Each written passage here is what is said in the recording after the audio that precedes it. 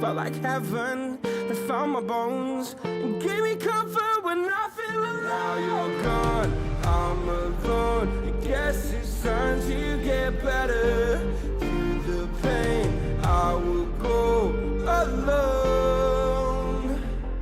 If I fall, break my bones, I will scream even louder. 'Cause I'm not dying alone.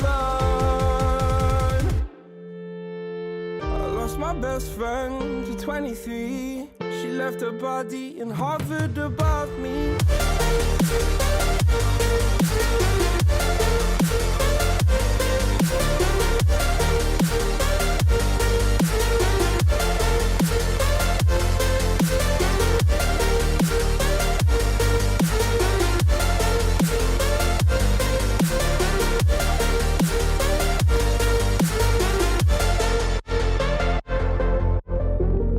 My best friend to 23. I heard the heavens crying above me. They gained an angel, I lost a friend. I felt like dying again and again. I went through hell, stared at death, but I keep fighting with each living breath. I saw no way out from where I stood. Felt like the fire had burned me through. Now you're gone, I'm alone. I guess it's time to get better. Through the pain, I will go alone. If I fall, break my bones, I will scream even louder. 'Cause I'm not dying alone. I lost my best friend.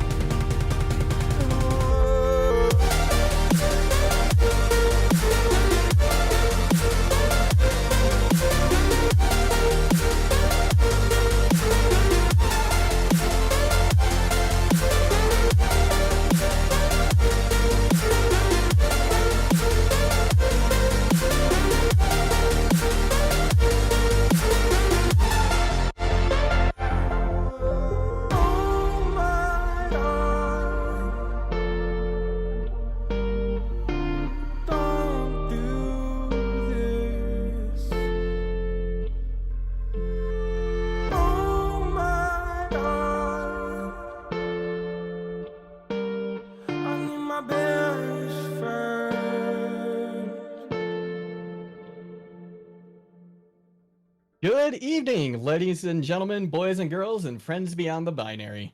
My name is Warren Jugglegod Hammond, and I am joined once again by my partner in crime, Amintus, for this fantastic game tonight, featuring Volume 0 versus Los Beefers de B. How are you doing tonight, Amintus? Doing great. Thanks for the introduction. And tonight we're going to have a bit of an interesting game on our hands. Both of these teams are actually out of playoffs, so they don't really have any playoff contention to play for anymore. So this game is just going to be entering the fun zone. We have the Chengdu zone. Now we're going to have the fun zone as well, where typically, things don't really matter as much. We might see a couple more cheese strategies, something a little more fun, maybe something enjoyable. But regardless, it's going to be a good game to watch. It is, and I like both these teams a lot. Volume 0, they've had a rough go of it. Stage 1, I know they're hoping to come out with a victory, or at least get a map win this time. And Beefers, they have been looking quite good. They had a match against Paradise Tempest last week where they took them pretty far. And Paradise Tempest, they're one of the teams that have made it into the tournament. Very true. They're actually sitting at 4-0 right now at the very top of our leaderboards in both regular score and map score. So having an impressive performance against what by all metrics is the #1 team right now, it might be a bit of a rough scenario here for Volume 0 in the hopes of getting their first map win. But I expect things to be fully competitive as we actually get into the game now. We're going to Lijiang Tower first. Ah, yes, Lijiang Tower, classic. It's become in my head kind of the King's Row of the control point maps. It seems to be the one that just everybody goes to, regardless of whether or not we're watching here or even Overwatch League. Exactly. In all the contenders games we've been practicing over, everybody seems to be starting on Lijiang Tower. And for good reason, too. I think there's a huge variety of potential compositions you can come out with, interesting strategies, if you'd like to play them, as well as, the consistent strategies, things that we typically see more than once, Symmetra, brawl compositions, dive compositions. There's just so many different things to play. And it's really fun to watch as we see both teams actually coming out on different comps here. Yeah, drastically different comps. Looks like we've got a Ball Zarya comp coming out from the side of let's see here, from the side of who is that? That's Beefers. Yeah, from the side of Beefers. Whereas we're getting just a standard rush comp on the side of Volume 0. And it looks like Volume 0 already TP'd the point. They've already got a lot of things set up there and are already putting out the damage. Oh my gosh, Firebats goes very, very low. Has to escape. But in the meantime, Softcat actually goes down. I don't know exactly where Firebats found him, but he certainly did. Lamoski gets a nice boot, though, off onto Tanbone. And that is a lot of healing that's now down for the side of Los Beefers AB. Lamoski trying to keep this point alive, just bouncing around as high as he can on that point. Softcat, though, looking for some value. Ooh, but Harambe is able to bubble himself and get a little charge, but not before he goes down. And I believe we are going to see this first map turn over first to Volume 0. As Firebats goes down, there's not a lot of potential to contest the objective here from Volume 0. Or rather, from Beefers, and they're going to have to start from scratch here, as they're actually going to come into this next fight against Volume 0's full suite of ultimate. Softcat's High Noon and Awake's window in particular are going to be important to watch out for, but of course we can't ignore Blue Jay's High Noon, or rather Softcat's High Noon as it gets 2. Oh my gosh, that's massive. That's the pharmacy. Your pharmacy is down, so that's your heals and a lot of your damage out of the way now. And I think that's just going to be a quick reset for the side of Los Beefers. Yep, but probably Firebats, not going to push in on that. Firebats is already setting up for the next engage. He's got those mines online. He's looking to use them aggressively here to help Blue Jay get in on this Pharah. Not going to be taken down by Softcat as the fight begins now. Oh, and there goes the mines on point. Taillow finding a pick onto Lamoski. So that's they're not going to be able to push in very quickly anymore with that rush comp. Bob comes out there on the side and a Pharah barrage. And the barrage actually catches Rogue, whereas the Bob catches Atomic out. And it looks like this is going to be a nice fight win for the side of Los Beefers Baby. You can see exactly why. Beefer is actually committing 4 ultimates, whereas after the incredible High Noon from Softcat taking out the Pharah Mercy, they choose to opt and not use anything on their defensive hold. Rather, instead, decided to retake with the Sim Teleporter into the Sim Wall. Oh my gosh, yeah, the wall goes up immediately. Sim trying to burst that bubble up for Harambe. Hopefully taking them out before they get their grab launched, and they do it. That's big. That is such a big win for the side of Volume 0. Throwing down TPs on, or teleporters, listen to me, throwing down turrets on point. Harambe has to back out the other side, even though he's dropped his bombs on point. I think it's going to be enough for them to take this. And Volume 0 regains control of the point, while just a few of Los Beefers DB try to make something happen. What a lovely retake strategy as Tekio is forced to use her bomb to remech there, but the teleporter from Rogue letting them access the point immediately, ignore the poke coming out from Blue Jay, knowing that he didn't have that barrage online anymore. Really good play. A huge boot from Lamoski to start the fight. Oh my gosh, but Tambone is stunned and then taken out very, very quickly, so those big heals are not going to be anywhere for the side of those beefers. Softcat tried to find value out of the Deadeye, other than just zoning, doesn't really get a whole lot, but you know what? That's taken him up to almost 90% now for Volume 0 on this first map. Lamosky with another huge move to start the fight off. It might already be over. There's not a lot of people that can contest the objective anymore without Firebats. Someone's got to touch. It has to be Blue Jay. Yeah, Blue Jay coming in. They've got the barrage. They drop the barrage, but they're stopped and taken out. That is huge. There's nothing they can do anymore, I don't think, as the kills just keep coming in. Even though Firebats is giving it his all, takes out Lamosky. It's not going to be enough, I don't think, as we are going to see a first point win for Volume 0. Was 3 fights in a row where Lamosky started it off with an environmental kill. That is an insane Lucio performance on what seems to be the premier Lucio map, right? Like, this is where we see those crazy environmental plays happen, and Lamosky adds his name to the long list of Lucio players that can accomplish it. And now we're going to be heading over to Control Center. What are your thoughts on this map? Well, this map to me is the most different of the three. You know, I think you see the Sim teleporter strats on both Gardens and Night Market, but on this one it's not as useful. There's no like direct way to get into it, and so I think here you typically see a lot more rush compositions coming out, which it looks like we're seeing from both sides here. Yep, and we'll also see Rogue coming out on the Junkrat character. A lot of AoE burst damage. Really high tempo ultimate as well. That tiger's going to almost guaranteed come online after one fight, and that can be the difference maker even in this first round. Oh boy, and both Rhines out and swinging as hard as they can, swinging for the wall. But it's Blue Jay who's actually able to take out Atomic first, and without that main tank, I think that's going to be a very, very quick back out and reset from Volume 0, and they're just going to go ahead and give the point over to Los Beefers first. Oh, you know, knowing that they don't have the Reinhardt means they don't have enough shield presence to sort of sustain Softcat, sustain damage, and now they're coming back in. Huge pin, though, from Firebats. Oh, yeah, the pin is massive. And, but we see trades coming in from both sides. Immortality has to be thrown out from Tambone to keep his team up. Oh, and there's a big Blizzard. The Blizzard gets Softcat, or the Freeze gets Softcat, rather. And that's not good for the side of Volume 0, as they're still trying to make their way onto point. Oh, but look at this! Atomic is able to get Blue Jay, and it looks like the fight's going to be swinging now back into the side of Volume 0. Yeah, as they recontest, or as they recapture behind that powerful, powerful hammer of Atomic. And he also loses that powerful hammer just as soon as he picks it up. Looks like the rest of the team is going to be coming back in for a fast recontest, knowing that Reinhardt is down. But really good presence of mind to disengage after losing their DPS player so early in that last fight from Volume 0. Looks like the Simwall's coming out from Beefers. They're taking it straight to the objective. Yeah, and they've already put up turrets on point. That's going to be very, very hard for Volume 0 to try and recontest, and they opt to just let them take it first while they get their Reinhardt back. Ooh, ball comes out from the side of Volume 0. In addition to a window from Tambone, Firebats gets a fire strike through that window onto Softcats, and that's big, as the rest of Volume 0 just seems to be falling one after the other. The tire, though, from Rogue, not finding any value, unfortunately, and I imagine that's an ultimate they might wish that they had ready for them next fight. Lasers, windows, walls, beats, almost everything that you saw in that fight was committed except for the Reinhardt shatters, and somehow it's Beefers that come out on top despite not committing as quickly as the enemy team. You know, they just kind of counterattack with their own suite of ultimates knowing they have full control. And now they can set up their own shatter for Firebats here.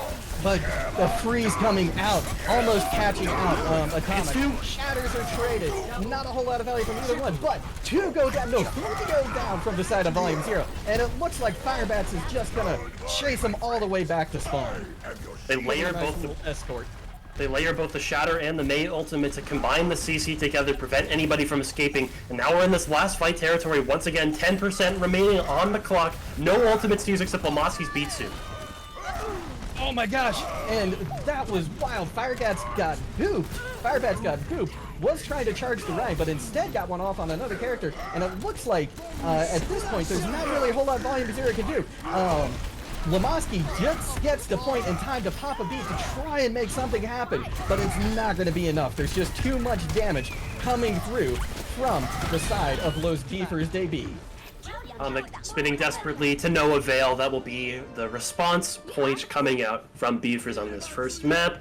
And, you know, looks like In the Brawl v Brawl mirror, when things get close, the double laser composition comes out on top there. Zarya and Symmetra tag teaming to deal a lot of that damage. And they do eventually swap to the Mei, of course, on the recontest, which is a really good swap as well. I love that decision from Beefers, deciding to abandon, you know, what most teams would consider the best pick there is Junkrat, of course, for the extra damage. But having that Mei on recontest, you could wall windows, you can freeze people at close range, you can tag team CC together, and they did a really good job of that on that point. Yeah, they really, really did. And, you know, I wonder if we're going to see maybe a little bit more of that Lamosky magic coming out on this point now that we're back to some that's got a few more environmental kill possibilities as we see both teams run out. This time only Volume Zero electing to use this, oh no, both teams using the Sim Teleporter. They're on point. And these fights just break out so fast on this point with both these TPs. The wall comes out.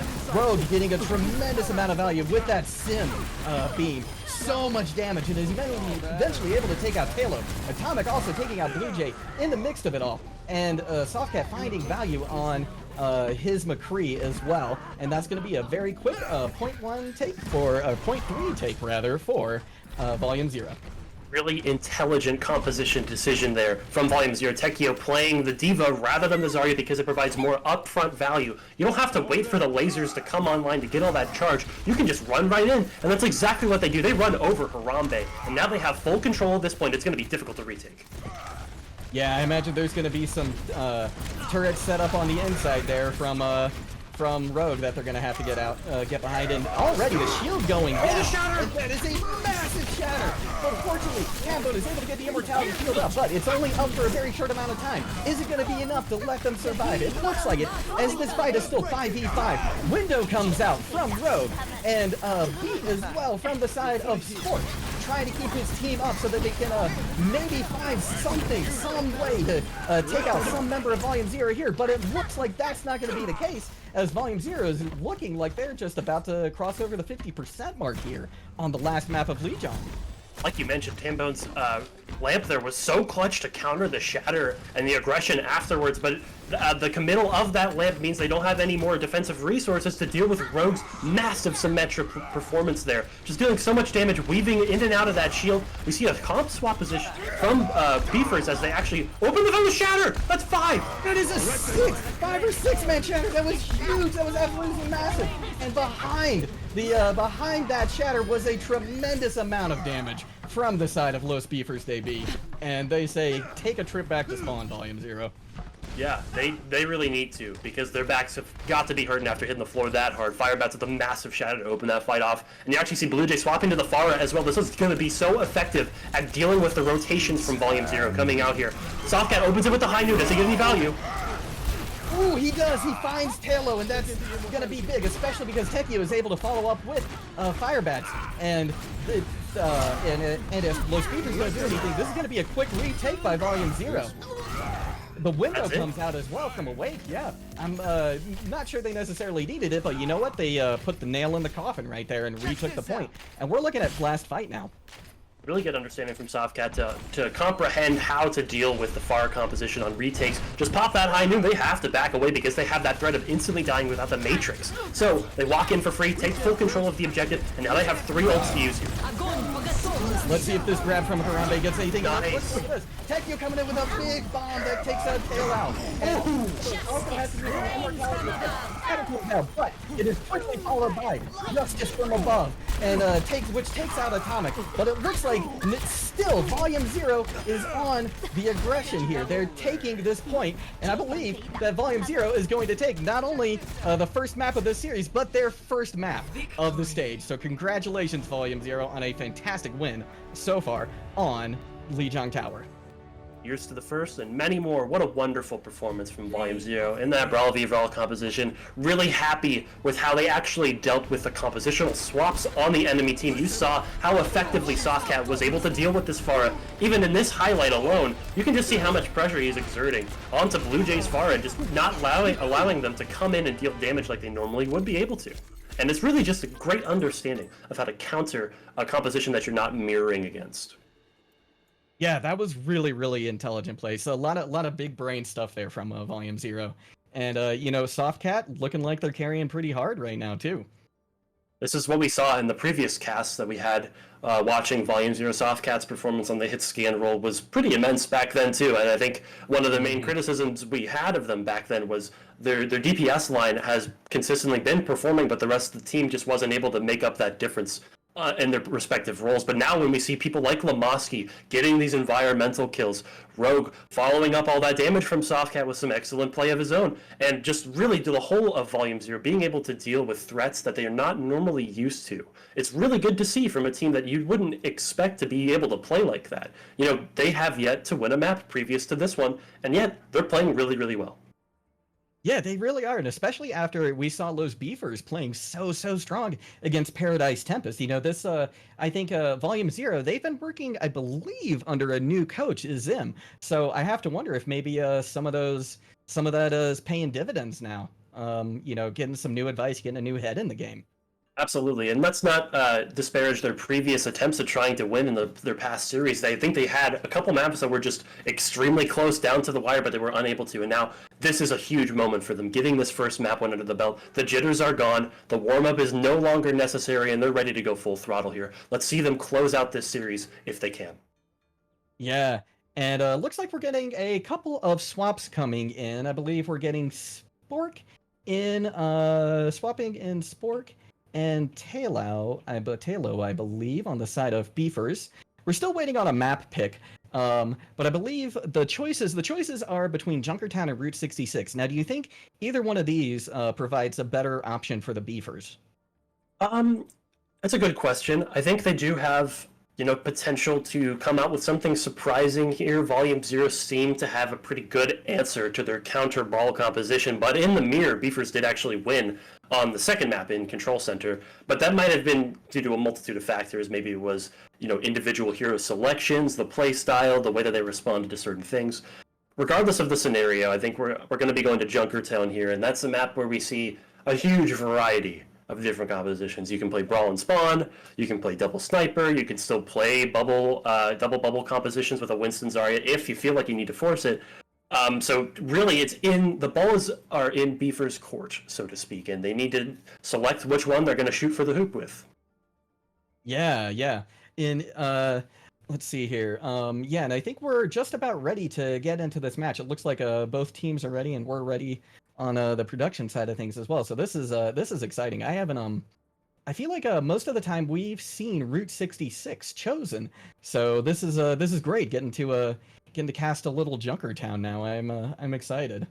Totally. And for those not familiar with the map, I'll give a brief rundown of how defensive holds typically end up playing out here. You know, teams almost always routinely give up first point on Junkertown defense because of the fact that it's so wide open. If you're vulnerable to picks at any moment and somebody dies and you're not able to equalize it, then you pretty much just have to give up that first point. And teams typically take much more successful defensive holds on point B's, or on points B and C. So it'll be interesting to see if Volume Zero can pull out a nice full hold here. I mean, they have the DPS capable of matching and mirroring what the Beefers can throw at them. We've seen Rogue and Softcat in the past on double sniper comps in particular have a very high success rate. So I guess we just have to see how the matchup ends up playing out. Yeah, I think so.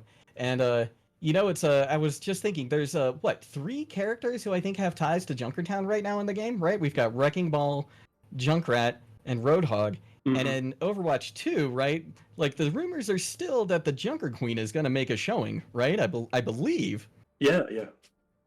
I so honestly, I have no idea what to expect with Overwatch 2 and, like, new heroes and stuff. I think it'll be really fun to see, like, their backstories and how it was hiding in plain sight in Overwatch. I love how they do that sometimes, you know, where they have the lore just chilling in the background, no one notices it, and then they drop the new hero, and they're like, whoa, it was there the whole time. But oh yeah. Yeah, it'll be really interesting to see what the Junker Queen ends up looking like in Overwatch 2. Nonetheless, we're going to be loading into the game here. Yes, here we go. And it looks like the takeaway is closed, but the Overwatch is open. So Junkertown. Yeah, this is exciting. You know, one of my favorite approaches on ball is to actually go. We can kind of see right here on the screen, the building to the left on our screen right now, but when you're coming out of spawn from the right, I love that approach over there and trying to sneak around to that high ground and knock a few people knock a few people off. Ooh, and Firebats, they've picked the Wrecking Ball. I got my fingers crossed, but that'll stay. I know you're happy about that one, and I'd like to add on to that point as well, how a lot of teams will typically take characters like a Sigma or an Orisa, just something with some kind of mobile shield, and drop it over on that right side to push people out of that flank. And then that sort of corrals the defending team into corners where they can't really physically escape anymore, because into sniper comps and into ball comps, into poke comps, you can't really peek those angles after you get pushed into them. So it'll be interesting to see if Beefers is capable of corralling Volume Zero's brawl composition into a bad spot. But if Volume Zero recognizes that, they can choose to play as aggressively as they'd like to. So watch the positioning from the supports. Ooh, and a close shot from Rogue almost catches Blue Jay. But Blue Jay is able to blink away and hopefully trying to find somewhere in the background. And there's Firebats using that flank. Ooh, and he gets the slam off, but the shield is in the way from Atomic, so not a ton of value off that from Firebats. He's just going to try and gain a little health again before he moves back in. Rogue is pushed all the way back to try and make sure that they don't get dove. As you see, that nade tripped by Firebats. Softcat though finds a pick on Harambe, and excuse me, that might be an opening for them to keep this point. And Tekio is not a mech, so that's a big deal. They're gonna have to. She's gonna have to try and hurry and get back in that so that they can be back and defending it full. Rogue actually landing 2 clutch headshots to start that fight off, basically ending it almost immediately. Blue Jay and Spork going down, and they have to figure out a way to deal with Rogue quickly, but with Tekio being gone, that's not a lot of appeal for them. Ooh, yeah, wasn't able to quite remech in time, and that's going to be problematic, as Firebats is also able to find Rogue, so no more headshots from that big Widow sniper rifle, as we see Talo trying to go around the corner here, see if they can't find a few more picks on the side of Volume Zero, and maybe get a bit more capture. Oh, there's a Discord on Atomic as well. That's not good news for him, especially because the shield's getting really low, and it looks like the Immortality field is down now as well. And just as soon as that goes down, Talo is able to find that pick onto Atomic, and that's going to probably have to be a pretty fast back out from the side of Volume Zero. But we do see Rogue swapping over from that Widow onto the Sombra to try and just deal with this Firebats Wrecking Ball and to try and stalk hard here at the last moment. Oh, that's a big hack. And can he find? Yes, he does get the kill onto Stork. So Volume Zero might have a recontest here. Oh, but it looks like Harambe is able to take out Rogue. But Blue Jay, oh, the pulse bomb doesn't find value. No, it doesn't quite get anything, but Harambe is able to get a pick onto Atomic, and with the dead eye from Talo, that's going to be first point capped for the side of Los Beavers. What a long fight. A nice 180 from Atomic to close it up, but not enough to flip the point back in their favor. Rogue making that swap over to the Sombra, trying to hard counter Firebats on this Wrecking Ball, clearly showing some kind of issue in that Widow v Wrecking Ball duel. He's actually going for an aggressive slam already on a Softcat just to start this fight off, but you can see the ultimate bank slowly building for Volume Zero over time. And this ult game is a zero-sum game for them. As long as they activate theirs first, there's no chance that some of these heroes are going to be able to activate theirs. Pick off Spork, pick off Tambone before they get that value out, maybe with something like an EMP or a high noon of their own. Oh, and the minefield comes out to start the fight. And Softcat trying to keep Blue Jay away from that back line. Shield going down very, very low for Atomic, in addition to his health, and he is picked off by Blue Jay. That was an excellent, excellent attack from the side of Los Beavers, and that's probably going to be it for Volume Zero's defense of Point B. Yeah, I don't think they're going to have a chance to recontest. That was all set up by Firebats with that aggressive minefield dropped on top of the high ground, and some of it falling to the low ground as Firebats goes for a bit of an aggressive play. Might actually get punished, but I think he's just trying to distract them from touching the objective. Looks like it doesn't end up working as Lamowski makes it, but he does end up going down, and the point will flip. Yeah, excellent cap by the side of Los Beavers. And you gotta wonder if that's not gonna additionally bite them in the back. You know, the fact that they did try for that recontest when it wasn't really that viable, I don't think. Yeah, look at all these Saggers coming out super late here. They're not gonna get the opportunity to really get a nice defensive hold at the beginning, and they're already gonna have to deal with Beefers getting an aggressive setup on this point C push here. Rogue does have that EMP online, so we'll need to watch them in the ensuing fight to see who they activated on. I think Spork is the obvious choice, maybe Tambone. You can choose to wait for something else to come out to try to counter some ultimates. Maybe you let that Sigma try to engage with his Gravitic Flux and then disable it. Whatever option they go with, they have a lot of choices, but they're opening with Tekio's bomb. Ooh, is it going to be an EMP bomb? It is an EMP bomb. It unfortunately doesn't catch anything for the side of Volume Zero. And in addition, they seem to be going down fairly. Oh my gosh! No, the picks are coming in for both sides. sides at this point, but Volume Zero with a tiny bit of an edge at this point, although Firebats is able to take down Softcats, I believe. But it looks like, yeah, Volume Zero is gonna get this hold. Look at how much they had to use just to get their footing back on this map. 4 ultimates, and only one from the side of Beefers was committed there. I think it was Blue Jay's Tracer ultimate, and now they're coming in with a huge suite of their own. They can choose to activate whatever they want first, as long as they go quick. And, Taylor with the Deadeye. Firebat's already finding value with the mines. And, yeah, going ham against against Volume Zero right now. Yeah, Firebats' mines have been getting so much value in all these fights, and it's really incredible to see how he's noticed that Rogue is on this Sombra, yet he's still able to play extremely aggressively without getting hacked out. Really impressive performance from him so far, and they've managed to bank up all of these ultimates to try to close this out now. Ooh, High Noon comes in, but in addition we see a beat from Lamosky. That's big. Can't quite get anything, but Spork finds Atomic. Those Zen orbs just dealing massive damage into Reinhardt. Ooh, and the pulse bomb doesn't find anything, but it doesn't look like it's gonna need it, as this point looks like it's capped in favor of Beefers. Really incredible job coming out from Beefers, analyzing the comp that they're running up against, whether it's the Brush, whether it's the Sombra individually. They recognize those core components that they have to deal with first, and they just execute on that plan perfectly. I think Firebats' ball performance has been really, really impressive so far to start this map off. Just like how much value he's getting with every single minefield, how he's able to get in and out of these fights, force those resources, and not get traded back is really impressive to watch. Yeah, it really is. And, you know, I've got to say, one way to deal with a Sombra on Wrecking Ball is to just keep track of her. If you know where the Sombra is, you can avoid her. But, you know, that's easier said than done, given, you know, how she can go invisible and all. Exactly. And going into this next push here, might not actually see an adaptation coming out from Volume Zero. They still believe in the power of this Rush comp going up against this Bap Zen Poke, kind of a strange hybrid, so many different components going on in this different composition. I don't think I've ever seen anything like this before personally. I mean, it's kind of split between Poke, but it's also got an ounce of dive and a splash of, you know, Baptiste as well. So just so many different components. But it seems like it's coming together extremely well for them, and Rogue's Widowmaker in particular is going to have to struggle against Firebats on this Wrecking Ball again. If they're not ready for that Wrecking Ball to come in and go for an aggressive push onto the Widow, there's nothing that you can do. Yeah, and you know, I think this is interesting too. They're opting for the Wrecking Ball defense here. You know, even being a Wrecking Ball main, I rarely pull this out because there's just so much open space. Yeah, you are super vulnerable to Poke almost throughout the entire duration of the map, but it doesn't look like he's going for Poke or anything against the regular team. He's just exclusively targeting the snipers. Love to see that from the Wrecking Ball. Yeah, and immediately Rogue swaps out to that Sombra. Ooh, and Spork going down very, very low due to Softcat's 6-shooter right there. But he's able to survive. Blue Jay trying to take out Softcat. Oh, but in the meantime, it's actually Firebats who finishes them off. Some excellent work from the Wrecking Ball there. Lamosky takes out Spork, but I don't think it's going to be enough to stop the bleeding here. And I think that, yeah, Los Beefers are going to keep pushing this part.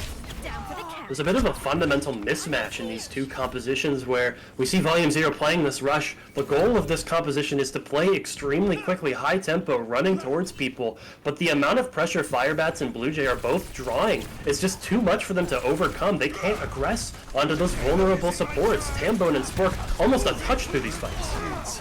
Yeah, and try to push in. Oh, the Immortality comes out. Noon comes out as well. Taylor trying to find some value on it. Everybody's just hiding at this point. He's forced eventually to just let it go.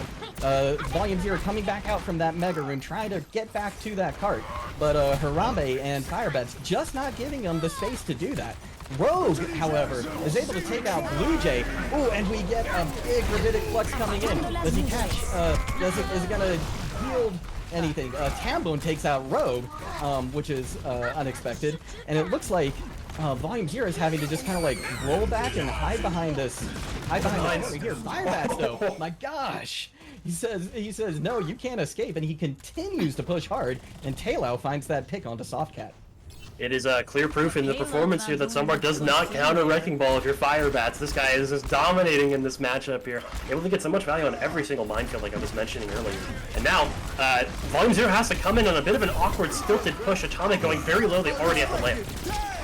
Yeah. Oh, and then, the B comes in, and before he can use the shatter, Atomic is taken out by Blue Jay. That is not good for the side of Volume Zero. The window's still out. Softcat pops the High Noon, and he finds Harambe. So that's going to even it up a little bit for Volume Zero, and it looks like they may be able to get this to the next point. Although Sport pops the Transcendence, but at the same time there's that Immortality field, so that's not a great use of resources, unfortunately, for the side of. Ooh, a Pulse Bomb comes in, almost takes out Atomic.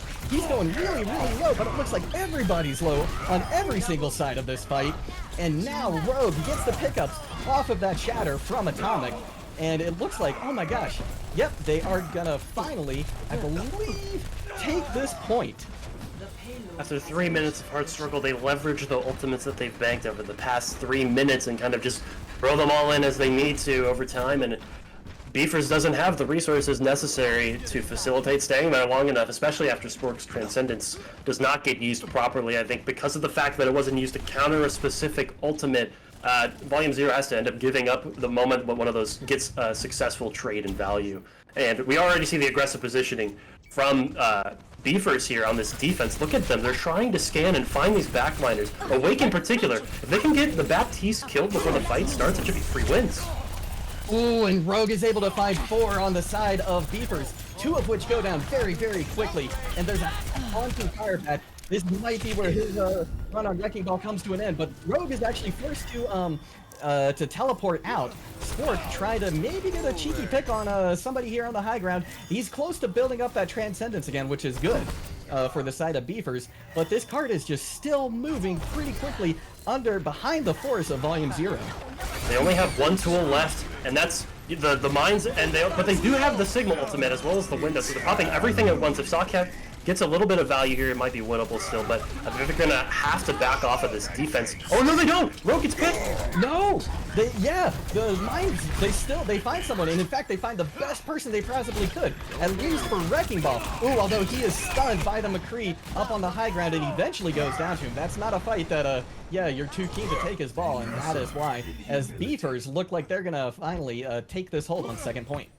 I love to see the defensive hold that Beefers kind of sets up there. They've got this kind of tri-tipped attack coming from 3 different angles, where you have the Sig on one side, the Bap Zen on one part, and then obviously the Ball and the Tracer tag teaming together to sort of find a vulnerable player somewhere in Volume Zero's lineup, and they do end up getting it. And now they have a bunch of ultimates to start cycling through. They can use the High Noon plus that Sigma, then the mines come online, then it's the Pulse Bomb. It's a really nice strategy. Ooh, High Noon comes out to try and zone people away. But he still gets Atomic. That's big. And the Flux comes in as well, but that's not finding too much value at the moment. Immortality comes out from the side of Volume Zero to try and keep everybody up over there. Oh, and in order to just rematch, Tekio has to throw out a bomb, but it still finds value on Fire Bats. And I believe that Volume Zero is going to get the second point as long as they can, continue to take out the members of Los Beefers. Well, Los Beefers, it does not matter how many angles you take if all of your ults do not end up getting anything done. They do manage to get 1 kill off the back of that High Noon, but the clutch beat from Lamoski manages to save them from Harambe's Gravitic Flux there. And that's pretty much an easy fight win after all of those aggressive tools go to waste.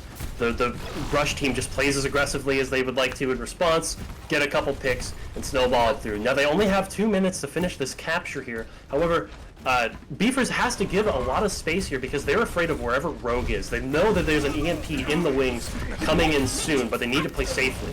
Looks like they scout out Rogue before the fight starts, and he's coming up online with that EMP soon. If he's able to catch that onto Sport before his Transcendence, this fight's going to be over. Yeah, and we've also got a shatter coming out too from Atomic producing. Firebats has opted to pop over to the Roadhog. There's a pick already onto Sport. That's big. That is no Transcendence for the side of Beefers. So the Harambe and Firebats are able to just kind of keep up the aggression and keep taking people out left and right. And Rogue, though, is able to find a pick, as well as Atomic, actually, onto Harambe. And Rogue still has this EMP that they can use, but oh my gosh, Talo coming up huge with High Noon, and with the follow-up to Atomic. That's going to put a stop to Volume Zero's plans. Yeah, that high noon's gotta leave a mark there. Gotta say, the extended fight will always favor the defensive team once you're this close to capturing, and the fact that Volume Zero chooses to continue fighting, knowing that they're down a couple members and committing that hard, means that it's a lost use of time. They don't really have a lot of time left to work with either. They only get about one last good push here, and it's all gonna come down to Rogue's EMP. We need to watch this. Looks like you demech. Oh my gosh, and Tekio already demeched. That is just a massive amount of damage in a very short amount of time. Atomic tried to find some value on the cart, trying to just keep anybody away, but there's nobody really for him to fight at the moment down there. High Noon comes out again from Softcat, finding value, takes out Firebats, and that's big. One tank down, especially when tank that can self-heal is big. Oh, the hack comes out though onto Harambe, and Atomic looking for the shatter right now. Can he find anything? Oh, Pulse Bomb comes in, but it's a whiff. It's so close to capturing this point with only 10 seconds left. Can Volume Zero do it? Oh, but behind that whole hog from Firebats, people are just getting pushed off point. So that's looking less and less likely. Taillow is opted to swap over to the Reaper, but he goes down very quickly. Volume Zero looks like they might actually get this cap. They are not giving up just yet. Firebat's doing as much as he possibly could with that whole hog, trying to push everybody off the card, but Lomotsky's clutch beat, once again, saves Volume Zero at the final hour. And it's really impressive to see how he's able to save that sound barrier for when it's needed most. It feels like that is the tool that Volume Zero is relying on to push the Brawl comp over the edge against this really weird hybrid composition from Beefers. And a great adaptation, in my opinion, from Volume Zero. I honestly did not think that that comp was going to have nearly as much success as it did there, just based off of the previous results. And it's really impressive to see how they were able to adapt their strategy and their playstyle to deal with this new threat. Yeah, now given that we know that point A is pretty tough to hold, what do you think Volume Zero has to do in order to keep Los Beefers at bay here? I think the strategy that you need to employ, like I mentioned earlier, especially on such a wide open map, is first of all, you got to cover those flanks. When they set up multiple angles on you, and there's not really a lot you can do, you first have to force them out, or at least matrix them, cover them as you're rotating to somewhere more safe. And then the second piece of the puzzle is to find those vulnerable supports. The Baptiste, the Zen, they don't have mobility. They don't have a lot of tools to survive outside of Lamp. If you're able to push up onto them with enough defensive resources so that they can't trade back, it should be pretty easy for the Brawl composition as we see both teams starting this map off. Yeah, Firebat still, though, opted to go onto that Roadhog character I haven't seen a whole lot of play in recently, so this is fascinating. Like you said before, you know, we might be in for some fun and interesting comps, and that has certainly been the case so far, I think. Blue Jay trying to get some poke damage in right here on Volume Zero, hoping to build up that Pulse Bomb. Rogue looking possibly for a hack in the backline. Ooh, and Harambe going down very, very low. Taillow is already picked. They just respawned. Oh, and Softcat finds Rogue. That is big. And I gotta tell you, the Volume Zero is making a really, really good push here on the first point. Nice shot from Softcat onto that running Tracer. That was fantastic. Immortality comes out as well, but it's still not going to be enough.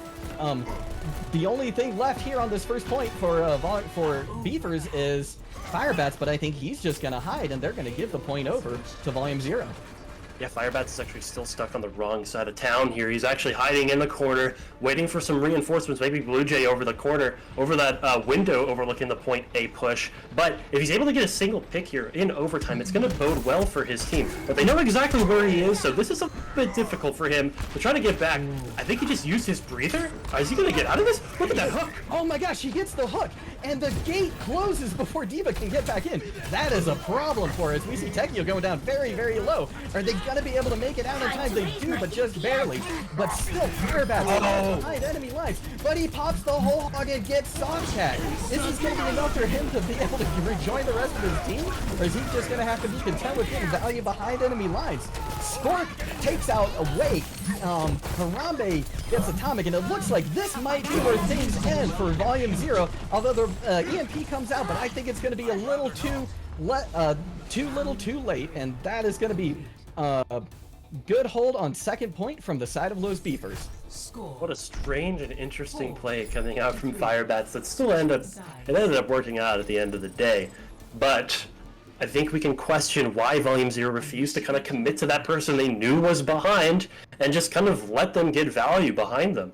I think because of that fact that they got so distracted from that Roadhog, they were unable to coordinate and set up Rogue's EMP coming into that last engagement. And in the midst of all of this chaos, of this flank happening at one point, you have Harambe on the other side, dropping that gravitic flux, taking everybody up in the sky, forcing out the lamp, and once that's gone, you can just chill on those high grounds, spam it down, and there's nothing that the Brawl Comp can do to you anymore. But, great performance from Volume Zero to get that far with only a minute on the clock. Yeah, absolutely. And now Volume Zero is really going to have to buckle down hard because they've got to keep Los Beefers at bay for 3.5 minutes now. And we saw just how quickly this first point can go over if things don't go well right from the start. We need to see some decisive plays and decision making coming out from Volume Zero on this defensive hold. If they're not able to make an aggressive push quickly enough to catch Beefers by surprise, this poke comp is going to eventually win over time just by dealing damage and staying alive. So we need to see Volume Zero make a quick choice. Where are we going to go in? Who are we going on? Are we going to live through this? Those are the three questions they have to ask themselves.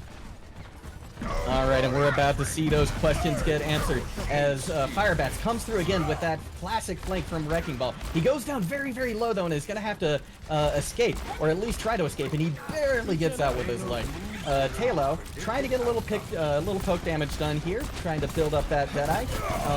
But we see Atomic pushing very, very hard and going down very, very low. Immortality is forced out already, but Blue Jay goes down, which is great for the side of Volume Zero. Tekio also finding Harambe in addition, and that's going to be a reset, I believe, from Los Beefers. They do lose Softcat at the end of that engagement, though, so that's going to mean Beefers can walk up pretty much for free here, knowing they have the numbers advantage, and the rest of the team is going to have to hide in the corner. Firebats gets a huge shield off, and he's approaching those deadly mines.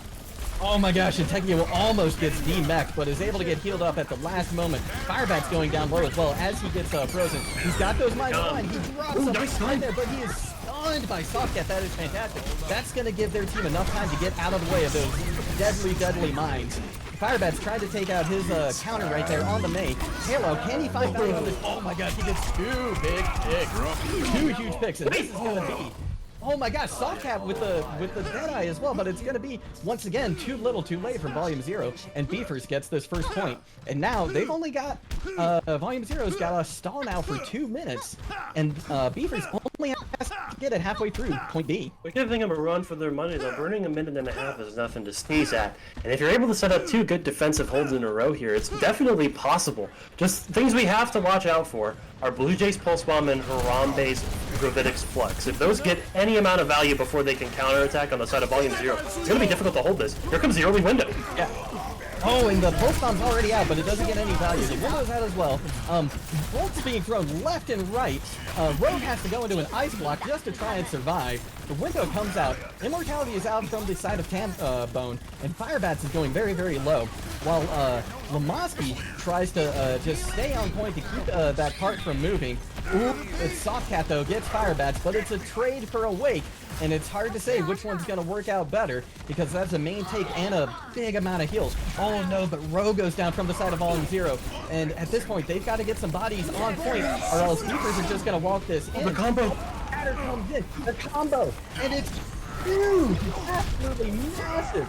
3 picks between Softcat and Tekio. So 4 picks, 3 of them just from Softcat, and that burns a lot of time off the clock for Volume Zero. Atomic and Tekio tag teaming together to just collaborate and build a nice play there at the last moment possible. Lamoski's layering that beat on top as well, just to make sure nobody died. However, that is a pretty large commit of ultimates, and now they're only going to have the hind end of the window to work with against what could be all 6 coming up online soon. And we have to watch Firebats with those mines again. If he's able to force something out of a Wake, bad positioning, a bad lamp, it should be an easy fight for them. Ooh, the window and the high noon comes out, and Softcat gets 2. He finds Sport and Tailo, and that's no transcendence for the side of Beavers. That is not good for them, but Blue Jay gets a massive Pulse Bomb, and there's mines on the field from Firebats as well. Tekio trying their best to survive. Or the side of Volume Zero isn't going to be enough. There's so much happening at this point, it's impossible to tell exactly what's happening, but it looks like Volume Zero might get the hold and a second map victory. They are up 2-0 in this series, and what an incredible last-second push from them. Able to leverage the tempo that they gained from that high noon and get 2 picks with it almost immediately. That double pulse bomb didn't even end up meaning anything in the grand scheme of things, and just such an incredible performance, I'd say, from the hit scan on the side of Volume Zero. Softcat doing so much work in this game, even though Taylor is putting up some, LeBron-level numbers here on his own regard. I think the counterpunch on the entirety of Volume Zero is really, really consistent right now. So good to see. It really is, and these cowboy duels have been fantastic tonight. I mean, the Deadeyes from both are just finding a tremendous amount of value, like you said. It's absolutely incredible to see. And I think that comes from a lack of diva on the side of both teams, actually. Both of them opting into that Sigma kind of mirror, or the Zarya in some cases. But I haven't really seen a lot of diva, and as a direct result of that, no Matrix makes it a lot easier for these McCrees to set up those high noons and get consistent value, get a lot of picks almost every single time we see it come out. Somebody's ending up dying on both sides. So I think that's something we have to watch a little more closely coming into these next maps. If we see some more Brawl being played, High Noon is becoming more and more relevant in the fights.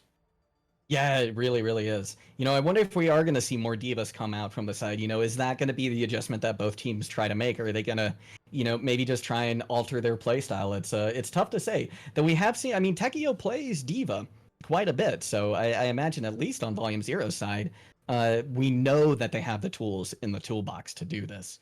Beefers, it's not as clear yet. I don't think we've seen Harambe go over to a diva.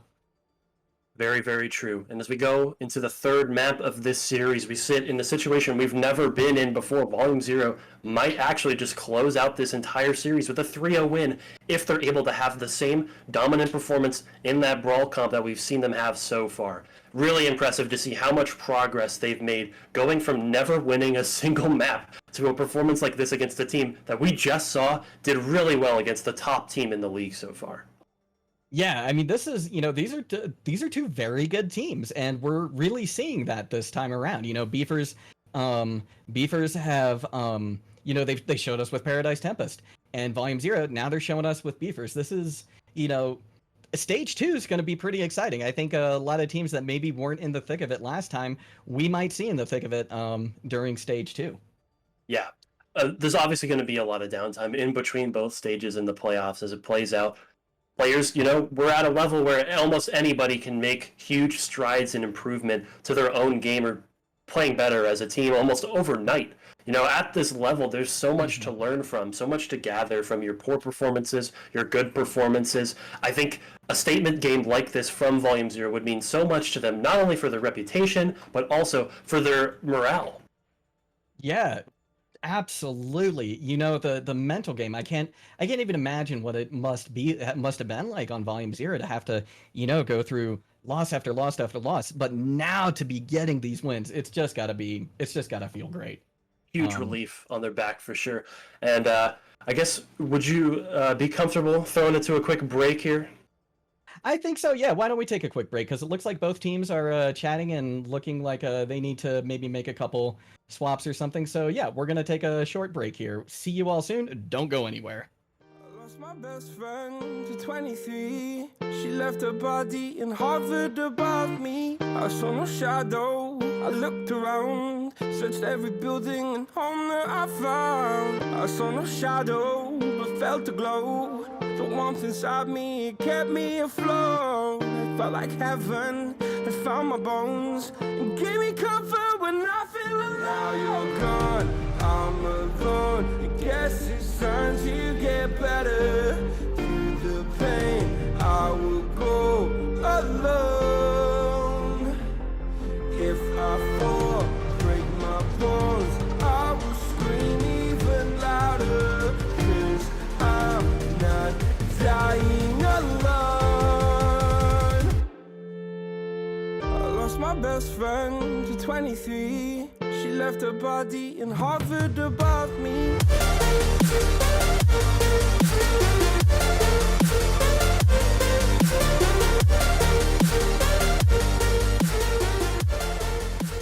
And we are back, everybody. A map has been chosen, and we are almost ready to get back into it.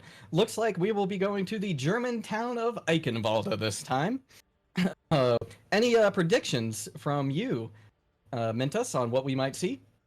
Well, Juggo, I think in the past we've always seen Eichenwald played as sort of a brawl default map. I don't think there's been a lot of scenarios where teams have chosen to opt into something besides brawl. Double Bubble is a little difficult to play because of how easy it is for a rush team to instantly access the backline. On point A and B in particular, if you're able to sort of set up on the top of that castle, you can kind of drop and select a position to attack from almost anywhere, regardless of where the cart is. So it's really difficult to play vulnerable backline characters. So we're probably going to see a brawl mirror coming out from both teams.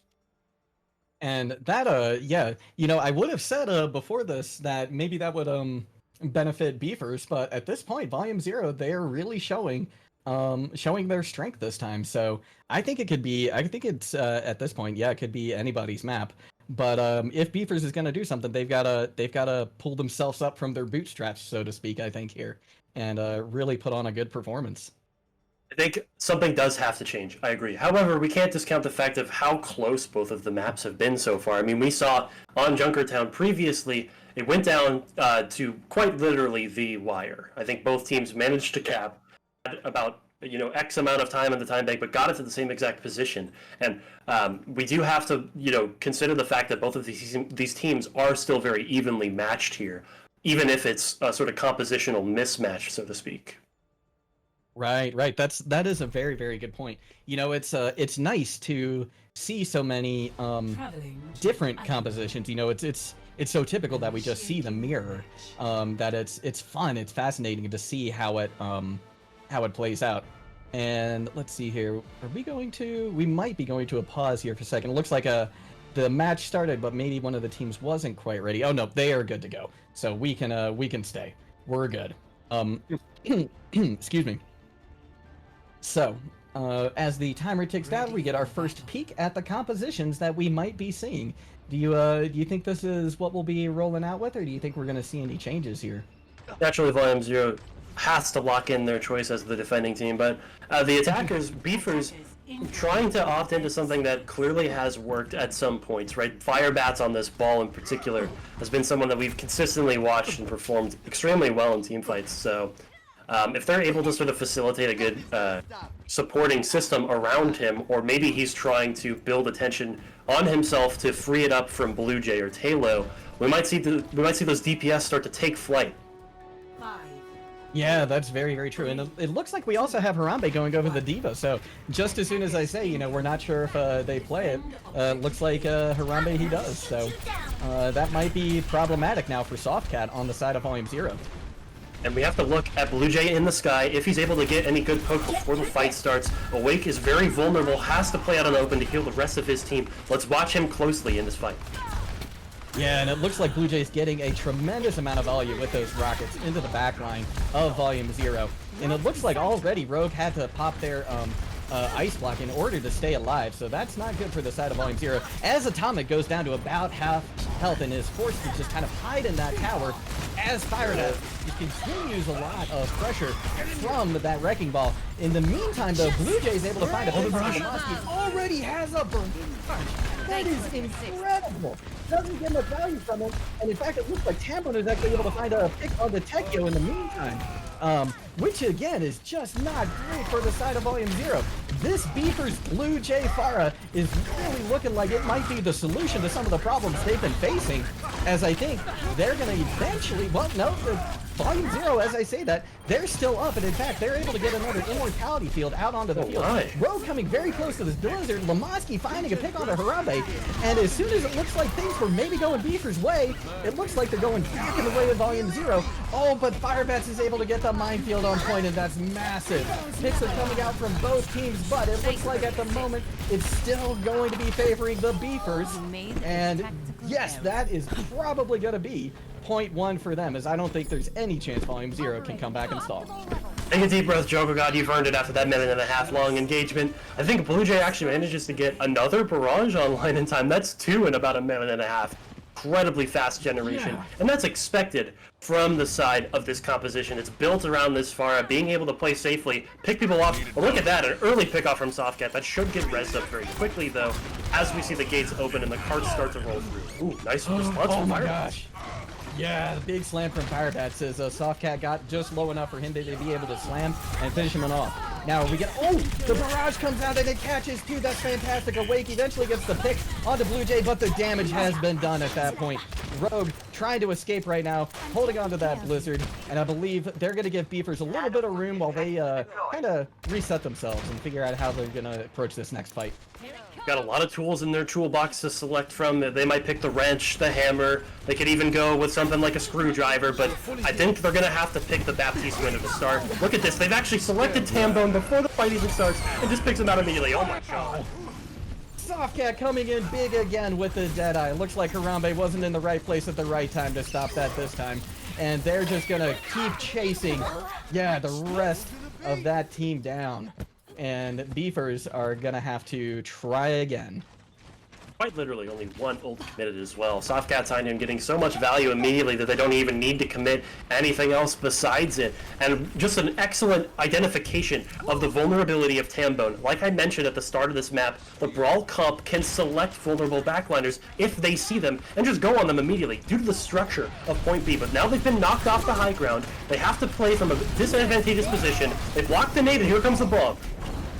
Ooh, is it going to be 2 bombs? No, just the mech kill. Oh, but the remake kill! The remake kill comes in on Tambone, so that big heal's out of the way now for the side of Beefers. And right after that, it's followed by a pickoff from Harambe. But Harambe's bomb is able to value and take out Lamaki, so that's no beat for the side of Volume 0, and that is not good news for them as Blue Jay continues to rain down these just massively damaging rockets from above, and with that pocket from the Mercy. Tailal finds a pick onto Awake with the Dynamite. That's fantastic too. Oh, and the beat comes in now from Lamaski as he gets back to point to try and keep things on the defensive side going well for Volume 0 as Firebats continues to push in and find probably a pick on this Baby Diva, and it looks like Volume 0 is going down.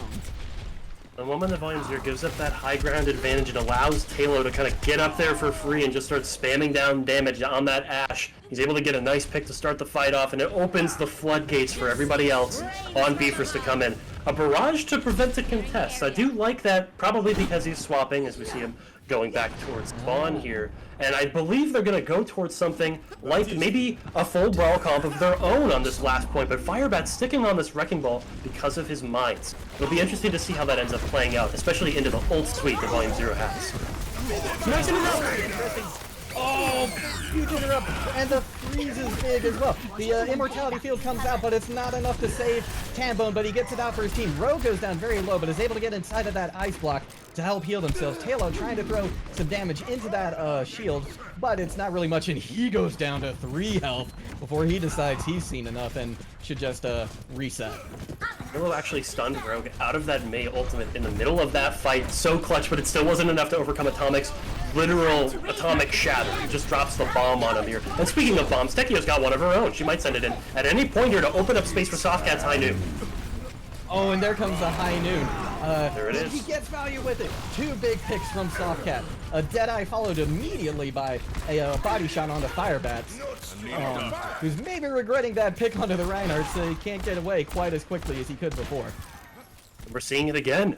Somehow, some way, Volume 0 finds the foothold in the middle of the map when it seems like things are going extremely well for Beefers. They've got a great position on this card. Being able to hold this corner in particular will set up resources for Baptiste to use almost automatically. Look at this position from Lamaski, trying to go really aggressively as they send the bomb in. Oh, is the bomb getting value? It does. It finds one in the back line. Sport couldn't have hoped for a better pick, I don't think, as now there's not going to be any of that speed boost behind the Lucio, but it doesn't seem to affect the Beefers at all as Harambe is able to just mow over various members of Volume 0. Beefers are able to stake a claim on the objective as we have a recontest coming in from Volume 0. The High Noon to prevent it from Talo. Atomic Shatter needs to find something here. Yeah, and the Shatter is online now for Atomic. Can he make something of it? Firebats, though, he gets value with his Fire Strike. 2 go down, though, on the side of Beefers, but a beat is out, and so that's going to make those remaining 4 members very hard to kill. Lamaski says, though, I've got a beat of my own. Oh my gosh, but the die comes in from the backline. It doesn't get any value, and in fact, Blue Jay is taken out by Lamaski. But shortly afterwards, Harambe is able to take revenge for him and takes out Lamaski, and this fight is just getting nasty for the side of the Beefers, who eventually have to back out. And it looks like they've got one more shot with the payload just meters away from the end. Somehow, someway, Atomic survives just to spite me and never use his Shatter like I said he would. However, that means he is going to have it available for this next fight. He can synergize well with Awake's window, trying to burn down that shield. Here it comes! Oh, and it's huge. He gets 3. He takes out Fire Bats, and that is not good news. The rest of the tank line is now down from the side of the Beefers. They've only got 20 seconds left, and with the members of their team scattered to the wind, I don't know if they're going to get another organized push. They are Los Beefers they be, but definitely not Los Beefers they see, it seems, as they're unable to get a nice push going into this last point here. Harambe swapping to the ball just to contest, just to get something going. Firebat's a Shadow could be big, though. Yeah, it could. And if they are able to take down Atomic Shield, ooh, a Diva Bomb comes out. The Immortality Field is there to save lives. And even though Firebats goes low, he doesn't go all the way down. Oh, but he gets stuck with a Pulse Bomb. And he throws the Shatter out, but I don't think it catches anything before he goes down to these pistols of Rogues. And with the point clicking over into overtime, if Beavers is going to cap it, it has to be now. Can Talo get this Deadeye online and find any value from it?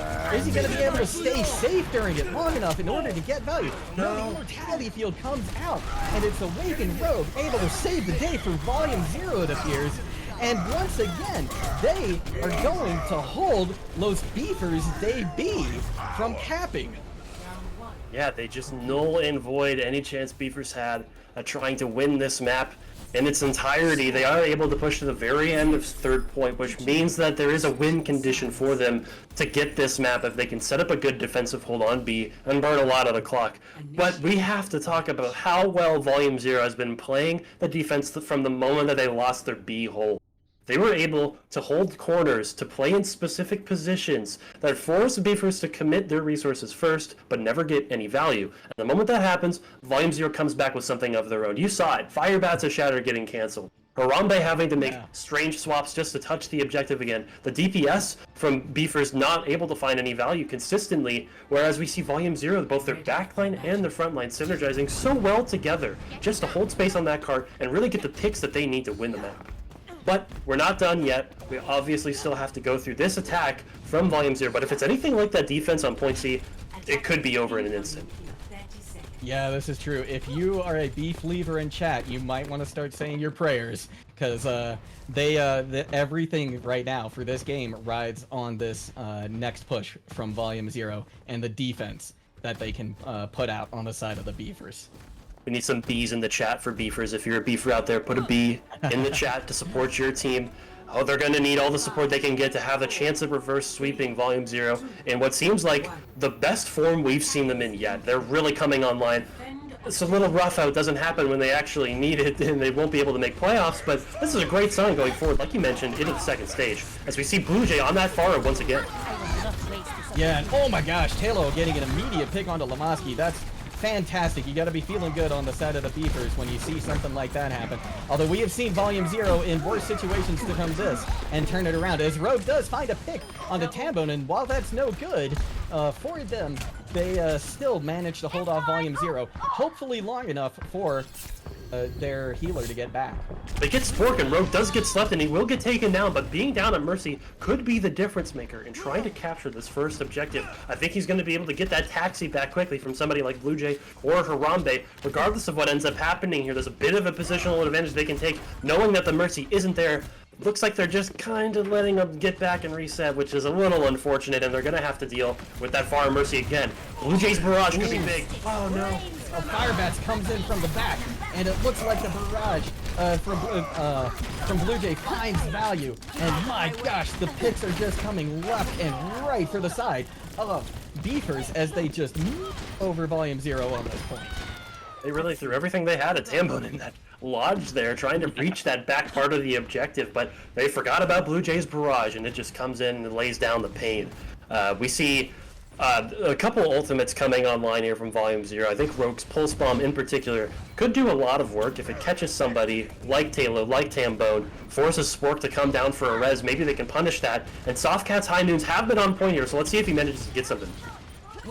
All right, Rogue trying to find a long flank. Oh, he finds Tambone, and Softcat's able to finish him off. Fire Bats, though, takes out Tekio with a minefield on point. And, Softcat pops the high noon, takes out Blue Jay, almost gets Spork as well while they're trying to get that res off, but they do successfully get the res off. Softcat, in the meantime, taking out Fire Bats, just doing tons of work on point to hold it for Los Beefers. Oh, it's just so unfortunate from Volume Zero. They commit all those resources thinking if they can turn it, and they do actually manage to get some value, but the lack of full committal means that they don't actually end up getting the point at all, and that's 2 minutes off the clock now, approaching 3. Firebats get a huge roll-off, too. Oh, but the stun comes in from Softcat, and he is forced to roll away with his tail tucked between his little hamster legs. And we already see though a DMAC come out for Harambe, and oh, what a shatter comes out as well from Atomic. And it looks like this might be the turning of the tide for Volume Zero on this point, as a bomb is thrown in just to try and smell out point as long as they can from the side of Beefers, but I don't think it's going to be enough as Volume Zero caps point A. Ooh, almost. Still a couple stragglers from Beefers, but again, I don't think it's going to be quite enough. Although they are making a case for it seems, as Diva is still on point, and an anti comes in from Tambone. That's big onto Atomic. He has to play a lot more safe now. Oh, but Tekio gets the DMAC onto Harambe, and eventually the kill as well. Yeah, and even though it looks like they put out a great defense, Beefers are eventually going to fall to Volume Zero. Yeah, they burn about an extra 40 seconds off the clock off of a fight that typically is just considered unwinnable, so that's not the end of the world. It's a pretty decent result, but as a result of that decision and a nice late pick onto Blue Jay, it looks like Volume Zero will be able to get a nice positional advantage. The res comes out, though. It's in a weird spot. Yeah, and a minefield is committed as well, as Softcat finds onto Talo. The high noon isn't going to get anything, and quickly Softcat has to disengage. Oh, but he's not fast enough, and Firebats is able to find him. So that's a lot of damage that they're not going to have on the side of Volume Zero anymore. Blue Jay's getting close to that barrage as well, trying to just chunk as much damage down there as he can into the members of Volume Zero. And is able to push out the Sombra as well. So now he's gonna have to reset. The bomb finds once again the Pharmacy. I don't know if they were in the sky or on the ground, but wherever they were, it wasn't safe, that's for sure. Immortality comes out from Awake to try and keep his team alive as they continue to push this cart and pick off the final few members of Los Beefers. What an insane bomb from Tekio. She saw that the Far Mercy combo was stuck on that high ground, unable to hide from that bomb, and we see a late commit coming out. Blue Jay able to make get one person actually taking out Awake and Lamoski as well. Yeah, what an interesting minefield. I was questioning it at first from Firebats, but you know what? It opened things up for that barrage from Blue Jay, which is able to get a nice recapture on the point. Absolutely. And one other thing I want to mention is how less vulnerable Tambone is on this point B defense hole. Previously, he was stuck in Lodge, getting repeatedly targeted by the rush coming out, and now being able to play super safe on this high ground, but they're coming fast. Oh no, that was so fast on the side of Volume Zero. They get a massive shatter and immediately take out the 2 snipers on the side of Los Beefers Day B. And it sounds like a Atomic, yeah, getting a lot of value as well on that Reinhardt on point from Volume Zero, and they're just gonna keep pushing it. Nice exit pick from Firebacks. Might actually enable a recontest coming out here, but because of the fact that he died so late, it can't be him to touch. Instead, it's Harambe, and Awake dropping that window is going to make this difficult. Spork almost dying. There it is. They finally go down. Oh my gosh, Sport goes down, but Blue Jay finds value and takes out Awake, so that's no immortality field for the side of Volume Zero. High Noon comes out and Softcat once again finding value with that High Noon. That's incredible. The Diva Bomb comes out, possibly just reconnect, but no, she still gets Firebat as well. Fantastic play from Tekio. Really interesting compositional swaps coming out, Rogue swapping to Sombra in particular. I really love how they're playing it as well. They're just kind of committing ultimates one after one. If the fight's not over, they say, hey, we can still ult this. We can still try to commit to this over and over and over again. And that amount of tempo is just unable to be overcome from the composition on the side of Beefers. Not stunned though. Rogue barely gets out. Ooh. Barely gets out, and Softcat trying to get in a little bit more poke damage to maybe build up that Deadeye. Oh, Bomb comes in, Shatter as well, but doesn't catch anybody, it's blocked. The pin comes in and a stun, Atomic goes down. due to Firebat's ridiculously powerful Reinhardt hammer swings, and that is a nice defense from Beefers, and they've got to be nervous right now because this is it. They've got a minute to hold this, or else this game's over. Look at how they're scouting out the zone, but before the fight starts, they know that the key to victory for Volume 0 to try to win this last push. They've got 50 seconds to do it. Rogue doesn't have the EMP just yet, but if they are able to force him out, he won't be able to get it in time for the fight. But I think he's going to get it online pretty easily here. They managed to block the nade from Tamron on that high ground. Rogue needs to find value with his EMP immediately. Oh, the shatter comes in and it catches Tekio. Tekio goes down very, very low, but Here it is. Blake was there with the immortality field. The EMP comes in. It catches 5 of them. Oh my gosh.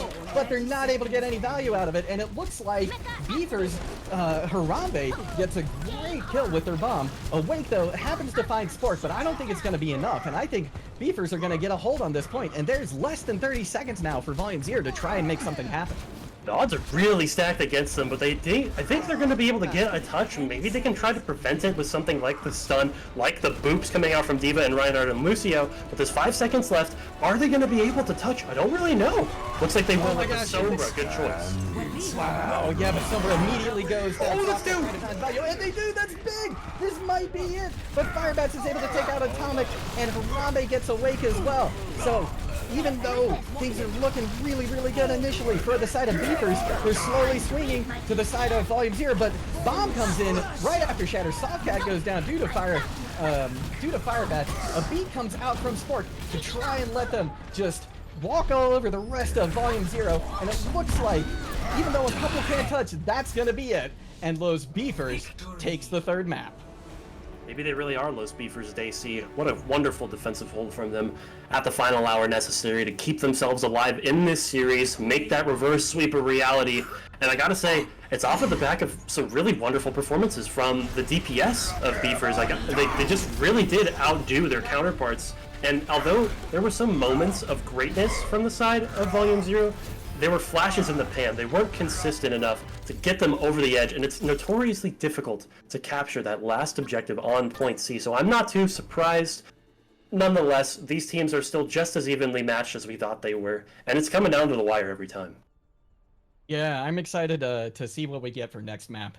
Now, I want to take a moment actually to kind of clear something up that happened in chat during one of our very first casts together, Amintus.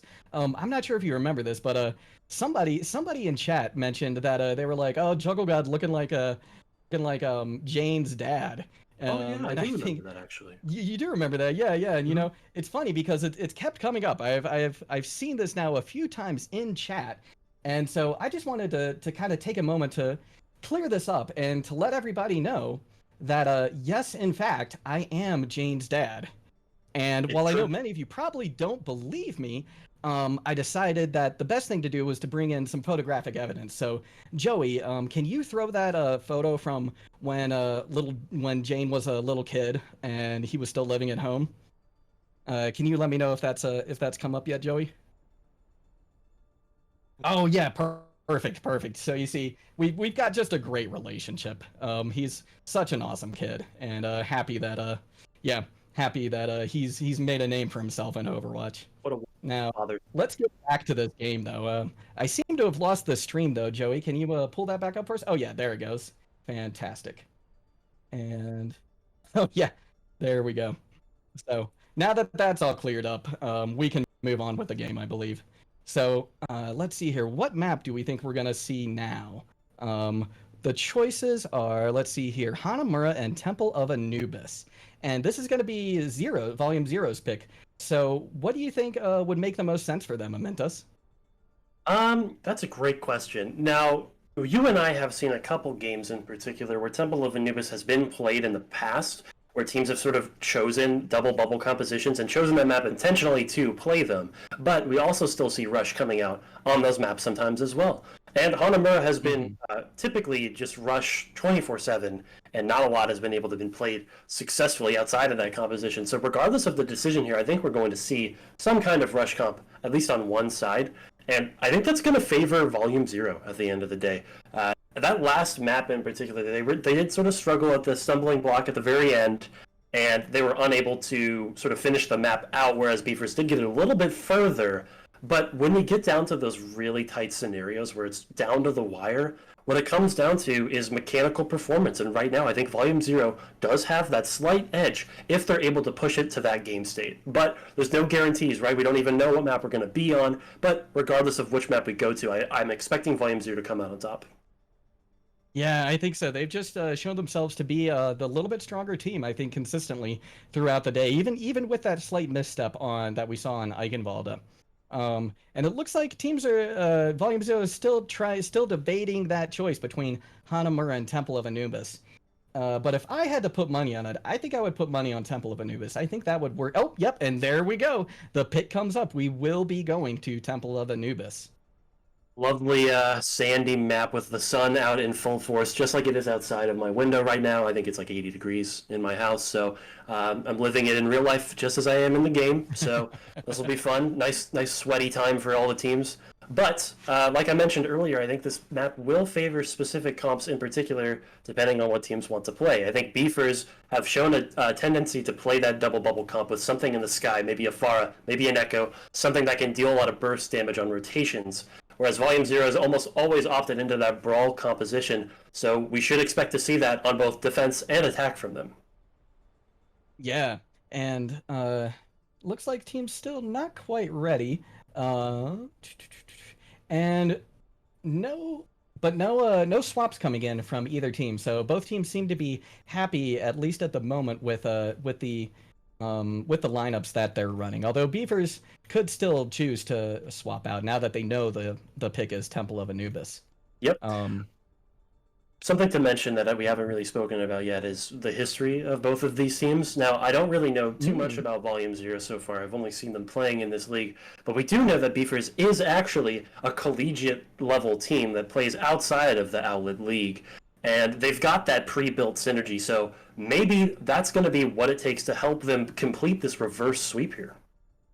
Yeah, that is a really good point. You know, if they're participating in other tournaments, then that means they're working a lot more, and they get to be put in those high pressure situations more, and that's just gonna help the mental game, right? And the mental game, as we've seen, is just tremendously important in Overwatch. Have to agree. It really is all about that mentality that you approach the game with. If you don't put yourself in the right spot in your own head, how could you ever expect to perform using your hands, right? It's that simple. You have to give yourself the mental head start to say, hey, I have a chance of winning this. I can do this. We can do this. And I think that's what Beefers are trying to do right now. Yeah, I think so. And it looks like, let's see here. Which team is going to be on defense first? It looks like we're going to see Beefers. Yeah, Beefers are going to start out on defense for this map. Now they've been did they come out with a double shield? No, they didn't. We were watching a match earlier today where we saw a double shield, I believe, come out on Temple of Anubis. So that is an option for them to consider. We haven't seen it yet, but it certainly could be rearing its head this time around. Yeah, I believe that was the Korean Contenders Finals, O2 Blast versus, was it Talon Esports? I think it was... It was Talon Esports, yeah. Talon was playing that double shield comp on defense, on Temple of Anubis in particular. We almost saw a couple full holds happening on that map. I think they actually did manage to full hold on their second attack, rather. So, proven at the highest level, or one of the highest levels in finals of Korean Contenders, it's always an option here, too. Yeah. All right, and we are heading into the game. It is the time for the teams to assemble their heroes. And in the final few seconds before that's done, I'm just going to say I am jealous of the fact that you have good weather out there today, because I have just been sitting in thunderstorms here in Colorado. And I don't know if you can hear them over the mic or not, but they have been intense today, just like camping. Fortunately, I have not had to deal with intense thunderstorms myself pretty much my whole life, so I don't envy you. But don't worry, it's not coming through the mic. All we're hearing is the sweet, sultry tones of that voice of yours, so no need to worry. Oh, well, thank you. Glad to hear it. We're going to do a quick reset because the colors didn't get swapped over in production, but we'll get that taken care of quick. Joey's fantastic. And it looks like everybody's ready to go again. So we're going to reload into Temple of Anubis. And you know what I find interesting is I am completely out of ways to stretch. That's fascinating. It doesn't happen often, but it has happened now. It's the fake out. The fake out from Joey got me. Well, we're here and we're ready to cast regardless. So honestly, Yeah. I'm ready to just get into this game and keep the series and the momentum going here. Something that I do want to mention actually is a bit of an interesting hero choice that I've seen at the highest level of play. A lot of teams opt into playing Widowmaker on this map. And it'll be interesting to see if either of these teams decide to come out with their own Widowmaker because of one specific reason. That bridge that overlooks all of the point. If you're able to get your Widow set up on that high ground without any real threats to that Widow up there, no one can jump up there, no more Diva left on the field, no other long-range hit scan to duel, you can pretty much just rotate wherever you want, go wherever you want, and sit on the objective for free, right? Like, it's an extremely powerful pick if it gets value. But if it doesn't, you need to be able to pivot quickly. And I want to see Volume 0 identify when the Widow is working and when it isn't, if they lock it in. Yeah, and it looks like we're gonna see it. Rogue had it picked early, and it doesn't seem like he's gonna swap off. But Firebats is ready for him right behind that wall, so we'll have to see if that causes some problems early on. Ooh, they don't see anything. Are they gonna? Oh, they are gonna go back for the swap now. Be interesting to see what they choose. Maybe an Ashe? I believe it's May. Ooh, Yeah, they're gonna swap into May. May. Yeah, they're gonna just play the default rush comp with the May Kree. Super standard, super simple, easy to execute. And they're able to rotate in free, but Rogue is stuck out on that outside because they haven't been able to get there quickly enough. Looks like they just make it in time. And Firebat's already approaching 50% on those mines. Yeah, he tried to prevent that rotation, but like you said, wasn't entirely successful. But he's engaging right now, and it looks like he got stunned out of his pile driver, so that's a lot of damage that didn't go in. And Volume 0 is already on point. They've already had to pop their immortality, though. Firebat's going back in, trying to, Talo now, trying to take out that May to let Wrecking Ball get a little bit more value. Although Softcat already takes out Blue Jay, and we see Volume 0's already got 1 and more than a half ticks on first point as Firebats bowls through trying to take out Atomic, and eventually they're going to be able to, I think, get the hold here on first point. It's so back and forth, though. I think it's possible for Volume 0 to get some respawns coming in quick. If Tekio can reback as well, that'll bode well for their success chances. Look at the Baptiste Tambone in such a poor position. We're able to protect him, though.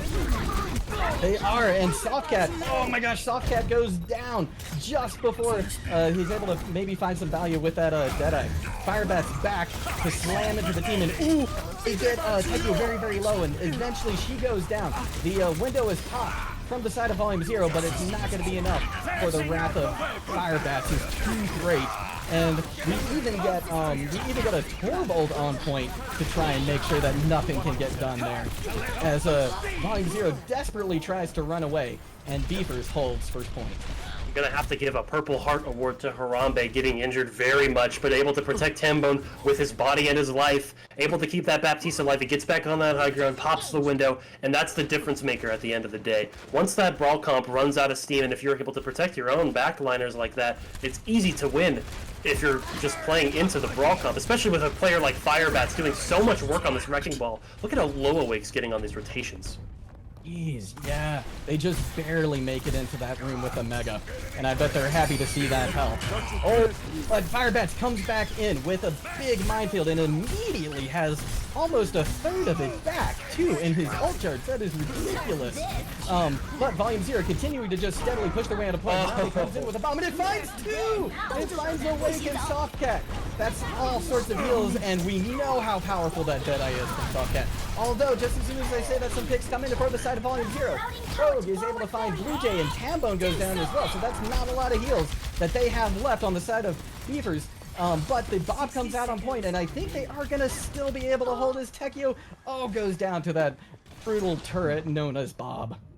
Really nice bomb, able to remove, most importantly, Awake from that fight, and not having that sustain. You're not able to play on the objective for very long anymore. However, they're coming up on a couple of their own ultimates. They actually have 4 online, whereas Beefers doesn't have a single one of their own. However, with how well they've been able to punish rotations already, I wouldn't be surprised if they get another one. Nice remake, but Blue Jay goes down early.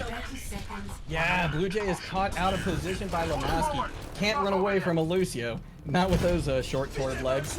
And it looks like we have Rogue coming up onto the Widow now. A late swap to it, and Firebats is there immediately to try and say no to that. Although, ooh, the point almost flipped over to Volume Zero. Firebats desperately tried to stall, and that's going to be, I believe, the first point capture as long as Volume Zero gets back on point. Oh, Harambe's going to go down, I think.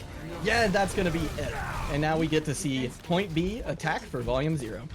Rogue managed to pull Firebats' attention away from the remainder of his team, and while, yes, he's on a vulnerable hero like Widowmaker, ignoring the rest of the rotation from the side of Volume Zero means they get to point for free. And then Firebats realizes this and has to go back, but he's already starting this fight quickly.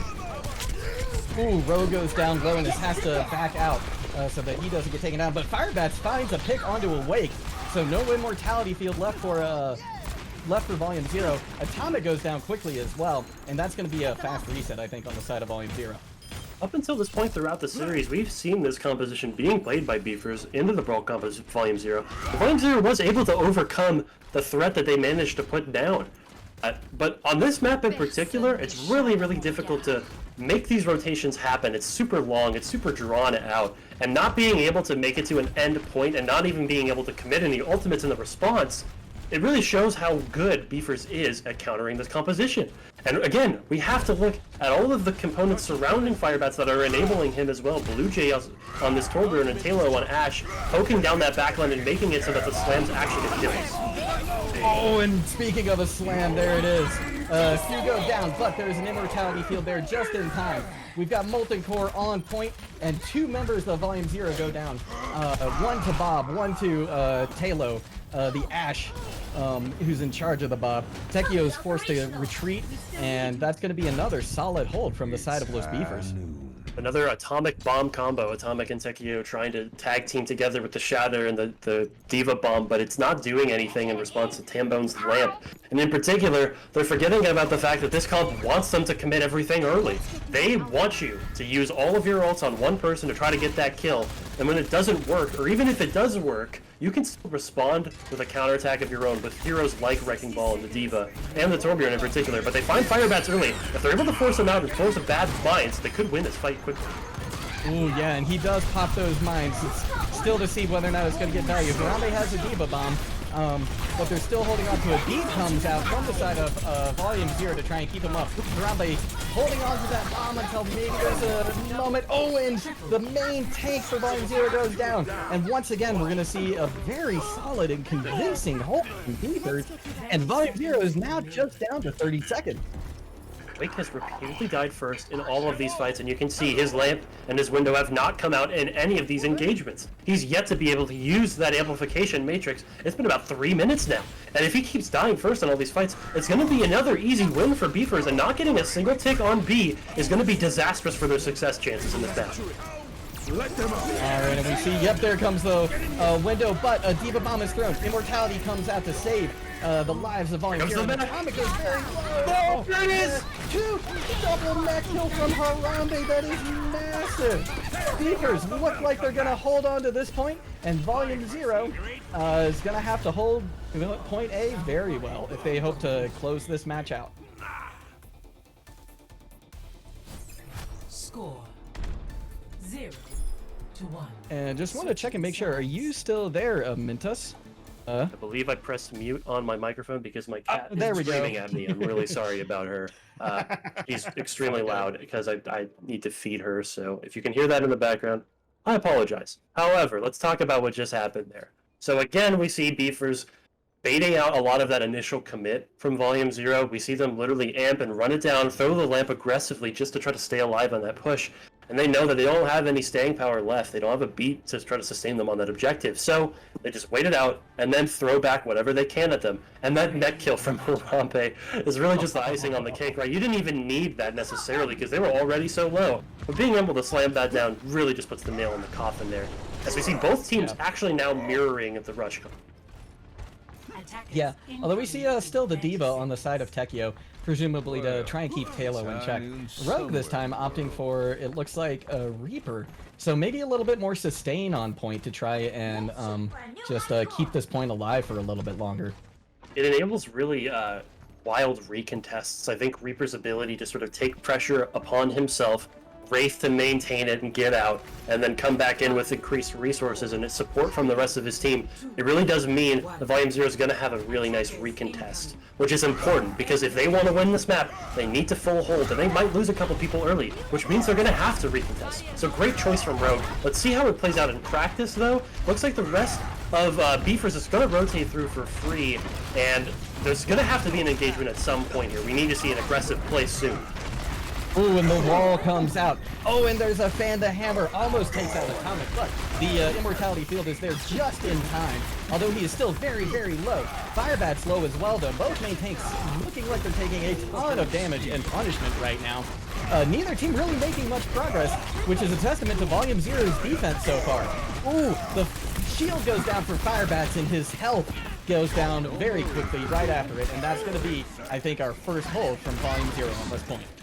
The difference between Mei and Reaper right now. 2 walls in a row where Blue Jay was unable to cut off the Reinhardt, and Atomic knows that if he's still alive, he's able to support Rogue throughout the duration of the fight. He just holds his ground, blasts those shotguns into Firebats, and the moment that that second wall misses and it doesn't get any value, they're able to just run it right down into them.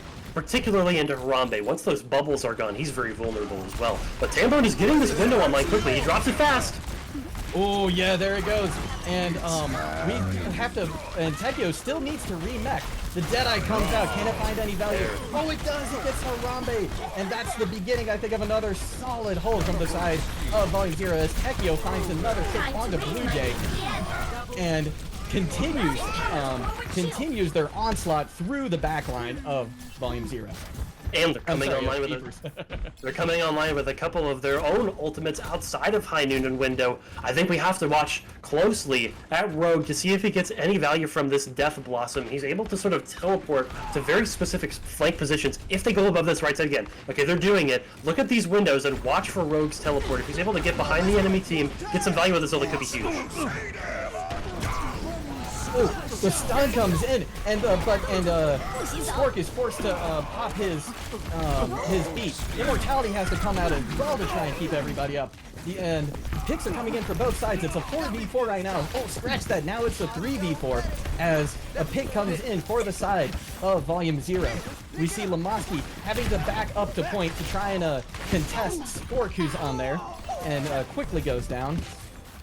And this got is a little bit of a recontest from Beefers. They're actually able to get out of spawn super quickly. They're coming back on with the Wrecking Ball in particular. Firebat's going back to that signature hero. We need to see Rogue get some value quickly, though. Oh, the grab comes out, and it looks like it catches a couple. And the Immortality Field once again is there. Rogue getting value on that Reaper, finds Harambe, and again finds Blue Jay. So this is a fantastic hold from their side.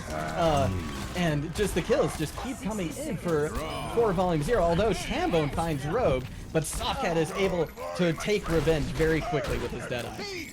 Such a nice recontest, like I mentioned, using that Reaper to its full capacity, able to sort of come back on the point even when it seems like it's down, whether you're down numbers, down positioning, down ultimates, it really doesn't matter. You have to respect Reaper at some base level. And look at this, they are really respecting Reaper by swapping to the Ashe Pharah comp. If they're able to get any amount of picks here, it could spell doom for Volume Zero, but they have ults to deal with it. We need to see if Lamoski can get this beat online and sustain his team. Watch out for Blue Jay too. Yeah. Oh, and the Lamoski goes down early to Firebats. That is not good. The Death Blossom comes in and it finds 2. And but kills are coming in left and right for each team. Right now there's 3 up on the side of Beefers, but only 2 up on the side of Volume Zero. Bomb comes in, is able to catch anything. Firebats isn't quite able to get back into that corner. He catches himself on the edge and gets killed by the Diva Bomb. Is this going to be enough for Volume Zero to be able to contest? Lamoski's back there on point, but with the point so close to the Beefer side, I don't know if it's going to be enough.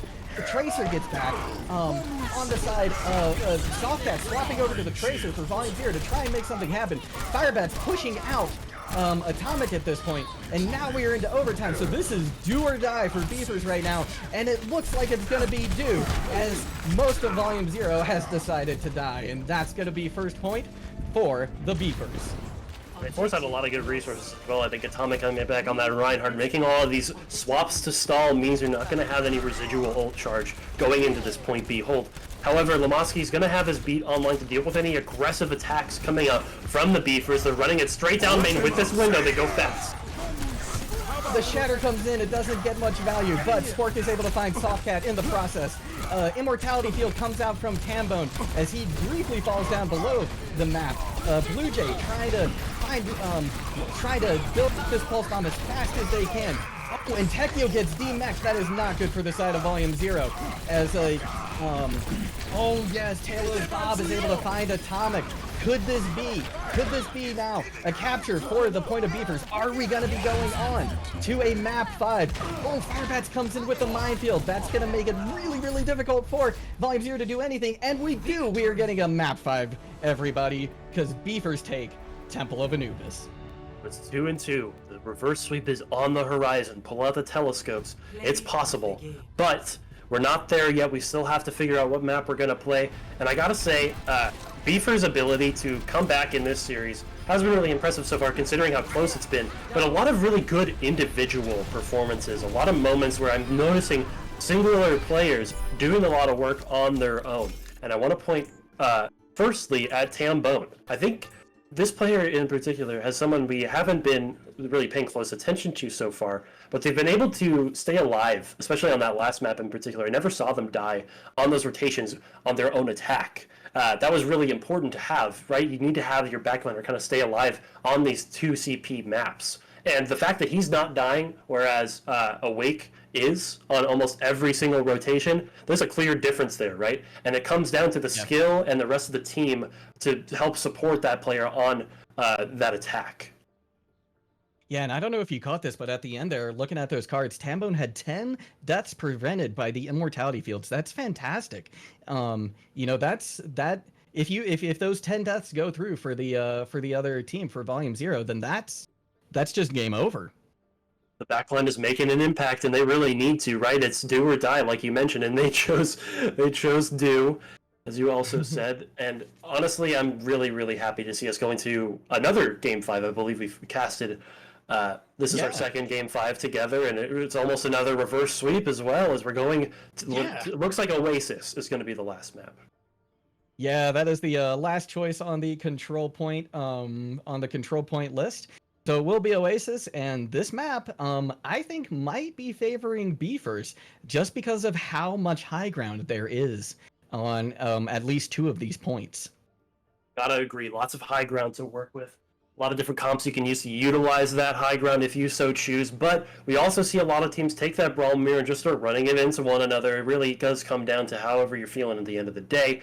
But we've seen a very slow, methodical playstyle from both of these teams, in fact, when it comes to that Brawl comp. It's really just been about how Beefers has been able to counter the Brawl with their own hero choices. We saw it on that last map.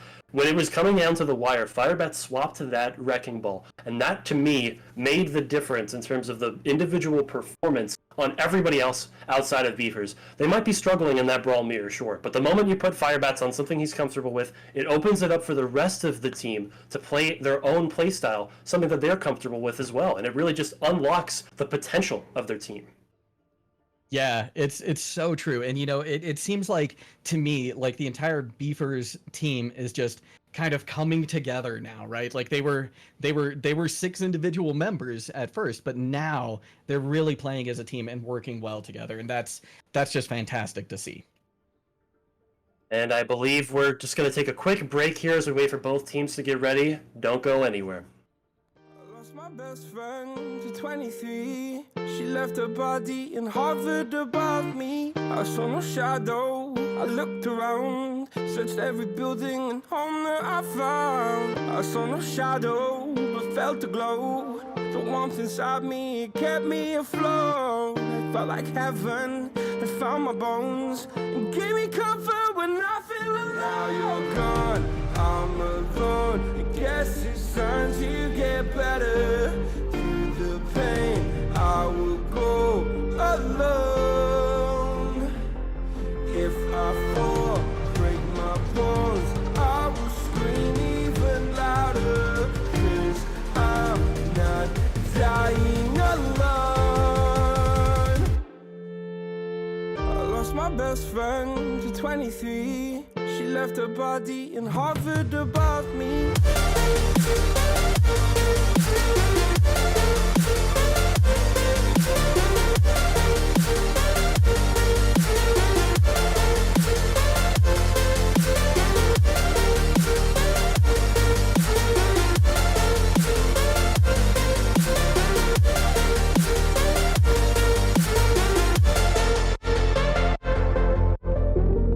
My best friend to 23. I heard the heavens crying above me. They gained an angel, I lost a friend. I felt like dying again and again. I went through hell, stared at death, but I keep fighting with each living breath. I saw no way out from where I stood.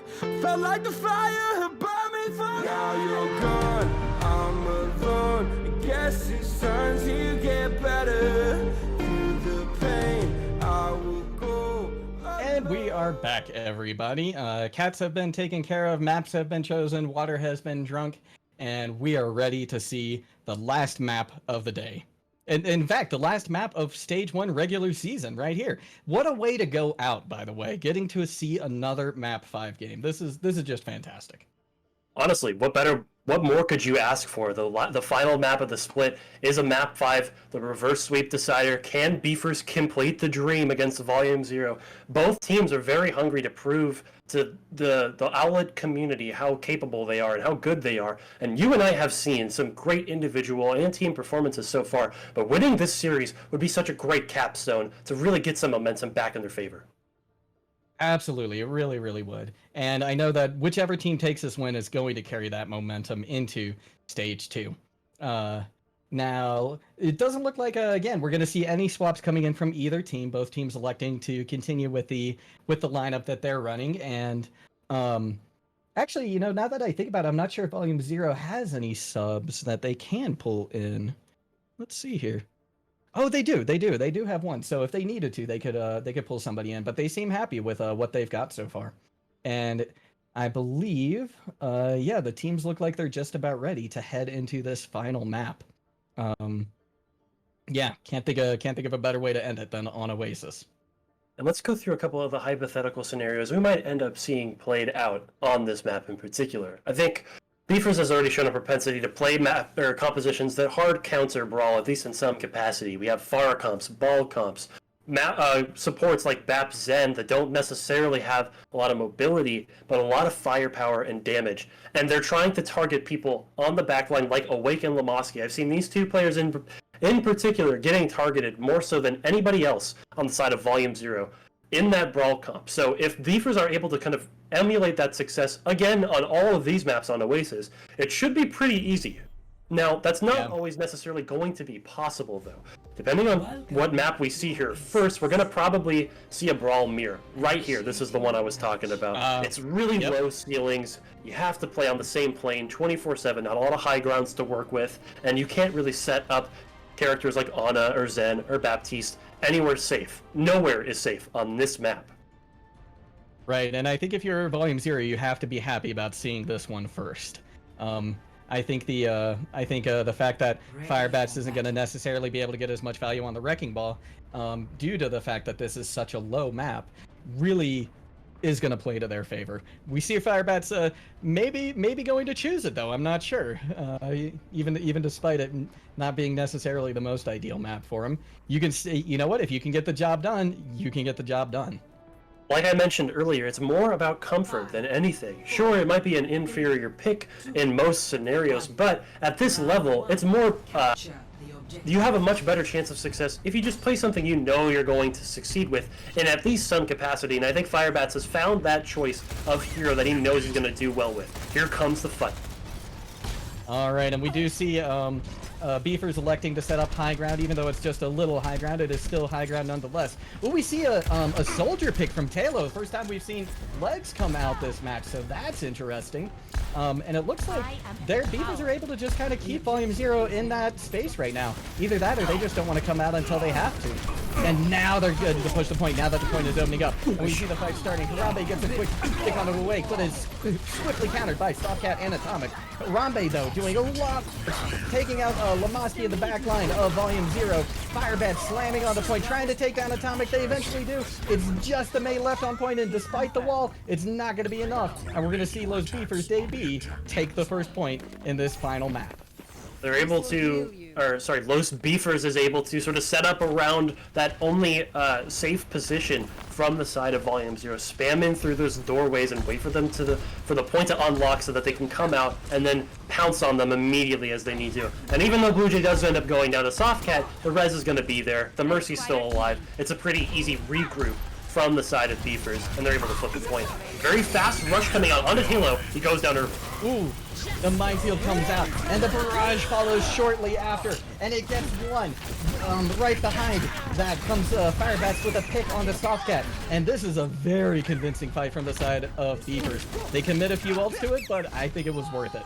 Oh, a brutal stagger on Lamoski. That's an extra 10% off the clock at the very minimum.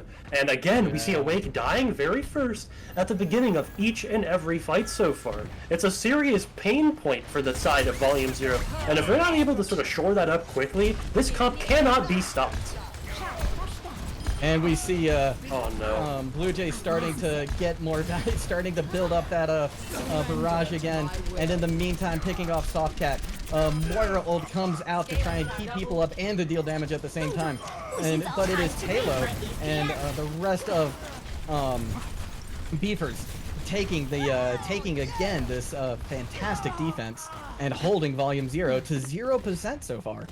I really love this strategy from Beefers. They've actually opted into heroes that cannot be individually targeted. You have a Moira, you have a Soldier, a Diva, a Ball. None of these characters are vulnerable to rush, or at least on the ground floor. Yes, your Pharah Mercy might get picked out of the sky, but nobody else can be targeted by rush, and you can't stand on this point against all of this damage. No, you can't. You maybe wonder if they shouldn't have taken the fight to them. Bomb comes out on point. It just clears it, doesn't find any kills, but it makes people scatter. Rogue trying to find an angle with which he can get some value on this Soldier. Maybe take out, oh, the barrage comes out, but he's swiftly taken down by Rogue, but not before he finds value and takes out Atomic. Awaken Rogue also getting picked, and this one is going to switch over to the side of Volume 0 as they continue to try and make this work, even though there's still a few members of the Beefers still up on point. But Rogue has different plans for him. Rogue and Lamoski able to pop both of their ultimates in succession to maintain control of the objective, and because of that extra sustain, he's able to sit on the point and ignore any damage potential from a Baby Diva and a Moira. There's not gonna, you can't beat through it. You can't go through a Lucio beat with those two heroes. And now we see them setting up with a good defensive hold there. We need to watch and see if Firebats is able to get consistent value of his mines like he usually does. He drops it early. Ooh, speaking of them, there they go. The Moira Cold comes out, but it's shattered and canceled. Atomic coming up big with a big play. The Fire Strike also takes out her Harambe. Massive plays from Atomic on the side of Volume 0. The Immortality Field is out, and the rest, I think, of the Beefers are going to go down, and they've just got to try again. We're seeing an interesting shift in strategies from both of these teams. It actually does seem like the Rush Comp is able to make an aggressive play early now, and Beefers is not respecting that. They're trying to take these fights a little too quickly as we see a full comp swap coming out with only 30% remaining. I don't think they're going to be able to get any ults online before the fights actually start mattering. And it might come down to whatever value Volume 0 can get out of their ults. Yeah, we see there's a, the Deadeye comes out, and shortly thereafter, the visor is popped, Immortality is out, Harambe can't get any damage done, and in fact, it's Volume 0 that's doing all the damage back onto the Beefers. And this is not good for Volume 0. They've got to come back fast if they're going to hope to take this. Look at wonderful aggressive push from Volume 0, recognizing the ult imbalance as they pop them all. But Softcat with a late pick from the side of Blue Jay, able to create this 5v6. They have to touch last second. Can they do it? Oh, and they do. They barely do. It's Firebats on the ball. They go back to it. The Immortality Field has to be popped. because of Firebats from away. This time he is standing up though. Atomic gets a big shatter. The bomb comes in, though. Can it find anything? It does. It gets forced, so that's 2 people on the side of Beavers down. But Tambo gets a pick onto the main tank of Volume 0, so that's no good for them. But it looks like all the kills are still coming in for the side of Volume 0, as it looks like Firebats decides to take a trip down below the point instead of on it. A nice early map, or rather point win for Volume 0, one step closer to preventing the reverse sweep, stamping their name down in the Owlet history books and getting their first win here. But it's not over yet, and I gotta point out how effectively Volume 0 dealt with an overtime contest there. A lot of lesser teams might not necessarily be able to deal with something like losing a member early and then having to deal with people coming on and getting surprised like that, but they actually really effectively dealt with it by first focusing out the first person to contest. They saw the Lucio, they took him out. Then when Firebats came in, they slowed him down. They didn't let him get enough pressure off to actually matter. And now as we go into this next map, we see another full comp swap coming out from Beefers. It's trying to counter the full rush from Volume 0, and both teams are headed straight for that high ground. Absolutely. And we see, of course, Firebats getting there a little bit before everybody else. And Harambe as well doing a lot of damage with that Tesla Cannon, but he goes down very, very low and is forced out from the high ground, although everybody appears to have dropped at this point. Rogue getting a pick on the Blue Jay, so there's no more damage getting rained down from above. Firebats finds Soft Cat, though, and looks like Bat beats Cat in this matchup as Firebats swings back around for another slam. Oh, what a beautiful play! Takes out Lamoski, but Rogue is there to avenge his death and to take out the other tank for those Beefers, and even though they have taken control at this point, it's still anybody's fight. Volume 0 accurately predict the Forest start coming out from Blue Jay, and they opt into double hit scan. They actually have a McCree and a Soldier trying to just deal with the fire. And you saw it on the first fight. She didn't stand a chance and got removed almost immediately. But even still, Firebats on this ball once again is the savior for Beefers, keeping them alive in this series, getting so much damage off into crucial picks to come back into that fight and flip it for themselves. Yeah, you know, I'm thinking back to that last map and wondering if maybe that just wasn't a little bit of panic and nerves coming in when they did that full comp swap. But if that were the case, they appear to have calmed things down now and have this map fully under their control so far. Ooh, Soldier jumps up, tries to take that high ground, but everybody from Beefers is there to say no to anybody who tries. Oh my gosh, and what fantastic work from Blue Jay, taking out both Atomic and the other member from Volume 0. I feel like we've seen Awake dying first in these fights. Is it reached the double digits yet? If it hasn't, I'm sure it will soon, because this guy cannot stop dying first. And it is so rough for Volume 0 trying to stay alive on point. Without their Baptiste in almost every single one of these fights, they need to find a better way to protect him from the threat of Firebats. Blue Jay with the barrage! Oh, it doesn't get anybody, but he's also able to still live. And he does find those Soft Cat as they're trying to rotate into that high ground. Oh, look at that boot to prevent them from taking the high ground, and so that Harambe can fall onto that member of Volume 0 as well. Awake, though, finds value and is able to take out Tambo, so half the healing is now down for the side of Beefers, unless they can get a res up. Oh, and there it comes, the res is successful for the side of the Beefers, and unless Volume 0 does something soon, they're just gonna run away with this point. Oh, it looks like somebody is able to touch. Rogue trying to pop the visor to see if he can get any value out of it, but there's so many people around him. He does eventually make it a point, and at this point, it looks like it could be going over to the side of Volume 0. Softcat gets a big Deadeye, but Firebats is there to respond with a couple of kills of his own. Shatter comes through, but I don't think it finds anybody, and this looks like it might be it for this map, and for this map for Volume 0, as the Beavers hold on and take this one. And we are going the full distance, I believe, today. If this fight ever ends, it might not. Firebats is forced to pop his mines just to try and hold it, and even though this looks like it's still going to go the way of the Beavers, Volume 0 are giving it their all, and they are doing a fantastic job of stalling, but it's not quite enough. They were unable to get a single percentage due to how easily Beefers dealt with their early rotations. Every single time they tried to reach that high ground as 6, somebody ends up getting caught out at the worst possible moment. Right as soon as the point unlocks, Volume 0 is down 2. They have no sustain. They don't have any sustained damage either. And Beefers just slowly wins over time as soon as they manage to get a single pick. And that's what this comp is designed to do. Get a pick and get out. And that's what they've been able to do up until this point. So we need to see some other adaptation from, or adaptation from Volume Zero's play to help protect these vulnerable people, because it seems like they just cannot stop dying. Yeah, and you know, I think this is the perfect map for us to end on, because it is like the mixture of the last two maps we saw in Oasis, right? There's still high ground, it's not as high as the highest one, but it's not as low as the lowest one. So I think this is just the best map we could possibly see for both teams to finish out on. And it looks like, oh my gosh, Blue Jay gets a very early pick onto Lamaski. Again, the Pharah providing so much value, tearing down that backline. And we see Harambe drop down to try and deal some more damage with that Tesla cannon. Blue Jay finding a pick onto Softcat. The Immortality Field comes out and is quickly taken down, and Volume Zero is just going to have to back out and be content with letting the Beefers have the first control at this point. The double hit scan gambit fails again, and Blue Jay still finds value, even though Rogue and Softcat have opted into this hard counter option. Lamoski going down early means no disengage from the full threat of all of the damage on the side of Beefers, and now they're coming back into this fight with only a window to their name, and not really a good position to use it in. Here comes the Winston. Oh yeah, he jumps in, he gets a lot of cleave damage done. Doesn't force out the Immortality Field, though, and Awake is still alive, so that's really good for the side of Volume Zero. Oh, and in fact, Softcat is able to get a pick on the Tambone, so half the heals are down. Harambe goes down very, very quickly as well, and partially due to those mines that Firebats drop. Oh, nice shot from Softcat onto that Mercy, trying to Valk away. What a fantastic pick. And it looks like, though, Volume Zero is eventually able to take over the point. Even though Firebats is going to try and stall it out, I don't think there's much hope for him to get anything done. They're kind of just posturing and repositioning, setting up for that next fight. Firebats going for a little bit of aggressive charge. He gets caught out early, though. If Rogue gets the kill, it's disastrous. That's another 30% off the clock for Beefers. They don't have a chance to contest this unless if they can trade back, but Rogue manages to survive. And now they have 5 ults to try and hold this with.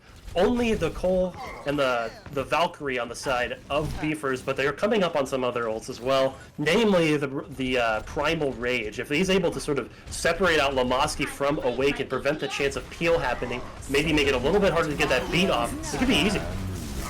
Yeah, and we see the coming out early from Tambone, and Softcat, though, takes Tambone out. That is no good for the side of the Beefers, although they do get the res off, but Tekio and Rogue and Atomic quickly change fortunes and take out the rest of Beefers. A bunch of ults thrown down at once. The Beat, the High Noon, Tact, Visor, and Shatter all coming out from Volume Zero. That's 4 in total. And on the side of Beefers, they only really committed their support ultimates, which are something that you don't necessarily need to use to win fights, right? They're just kind of extra things you would layer on top to commit. And the real deal breakers for me are going to be Firebats' Mines and Harambe's Primal Rage. But if Firebats dies, there are no Mines. Oh no, yeah, that is a big pick for the side of Volume Zero. Diva Bomb comes out, doesn't find any value during the bomb or the re-attack, but Harambe gets a big pick on Softcat with his Primal Rage, and he's continuing to go on a rampage.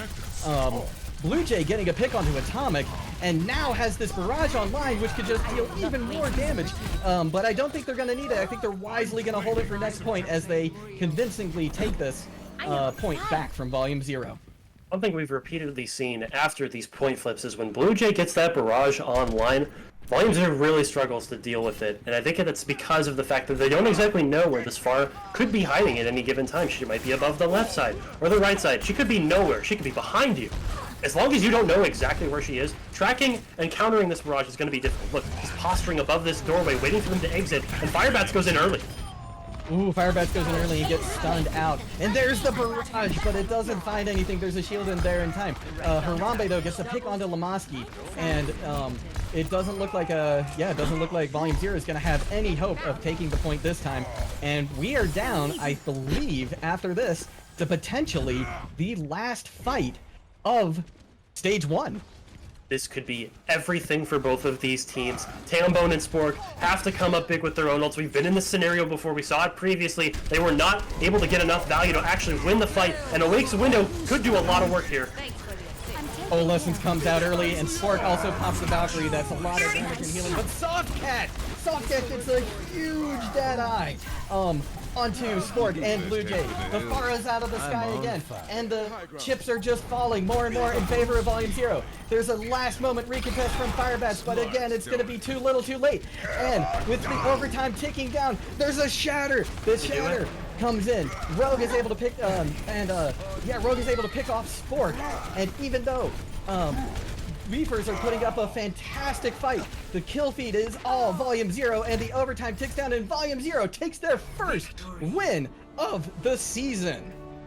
Volume 0. From 0 to hero, able to go from not winning a single map throughout the entire duration of Split 1 to stopping the reverse sweep and really emphasizing what they're capable of. We've seen the highs and lows of this team on multiple comps, on different heroes, so many different looks, but we've seen them at the end of the day able to overcome their demons, stop the reverse sweep in its tracks, and actually get a win on the board.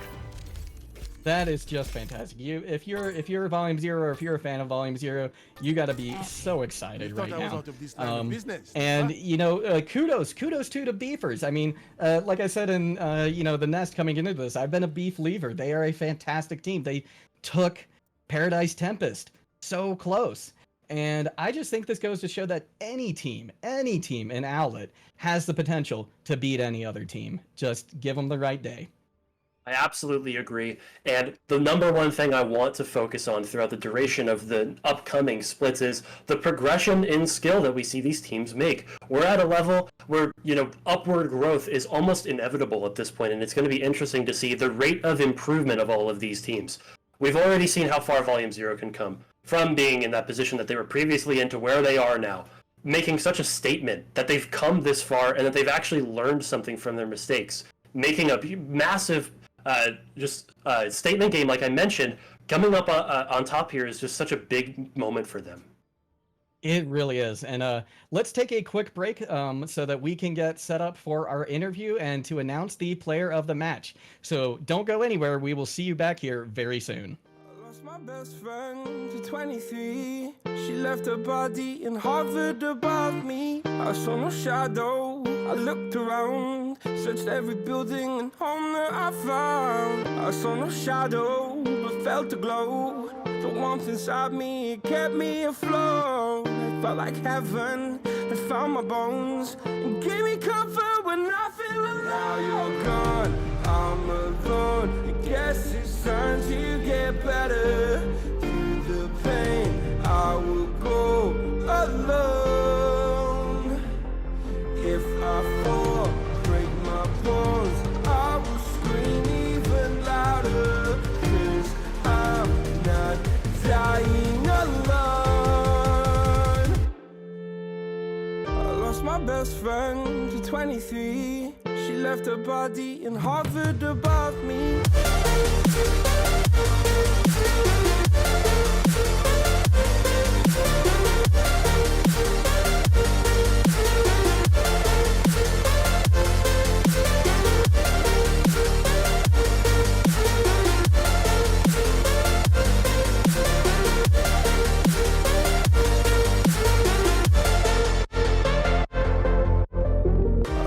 Best friend to 23. I heard the heavens crying above me. They gained an angel, I lost a friend. I felt like dying again and again. I went through hell, stared at death, but I keep fighting with each living breath. I saw no way out from where I stood.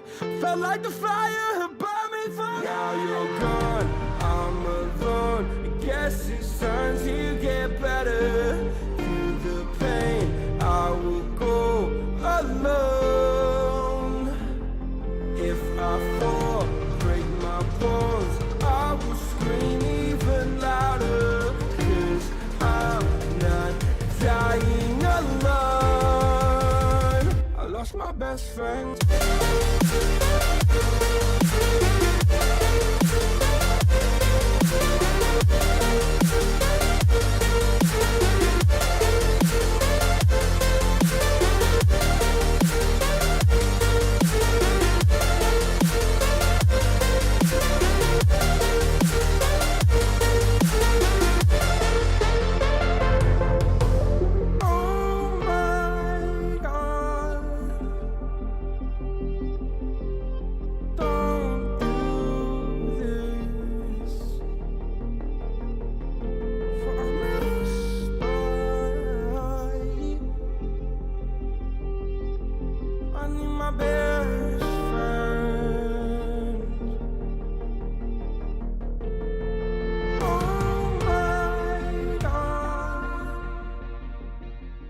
Hello, everybody, and we are back with our interview and as well our player of the match, Awake, from the side of Volume Zero. Congratulations, first off, Awake.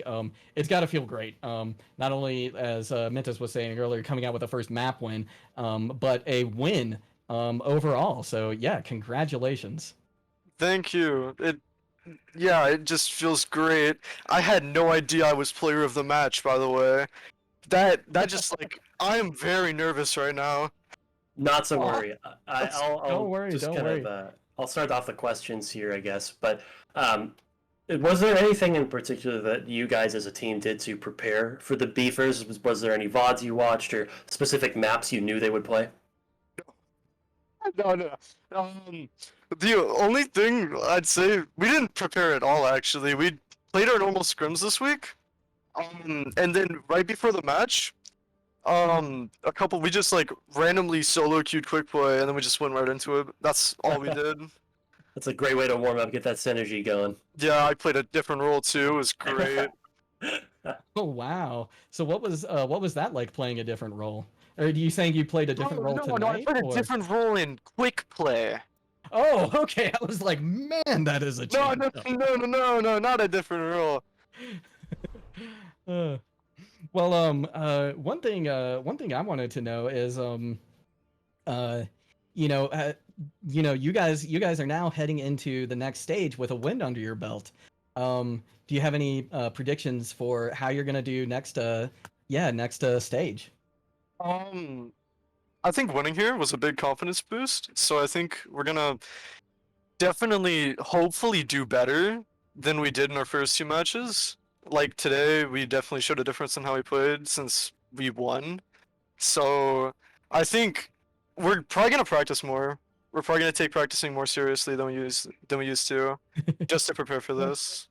That's good. That's good to hear. 'Cause, yeah, we obviously want to get more wins. So Yeah, for sure. It feels good, right? yeah.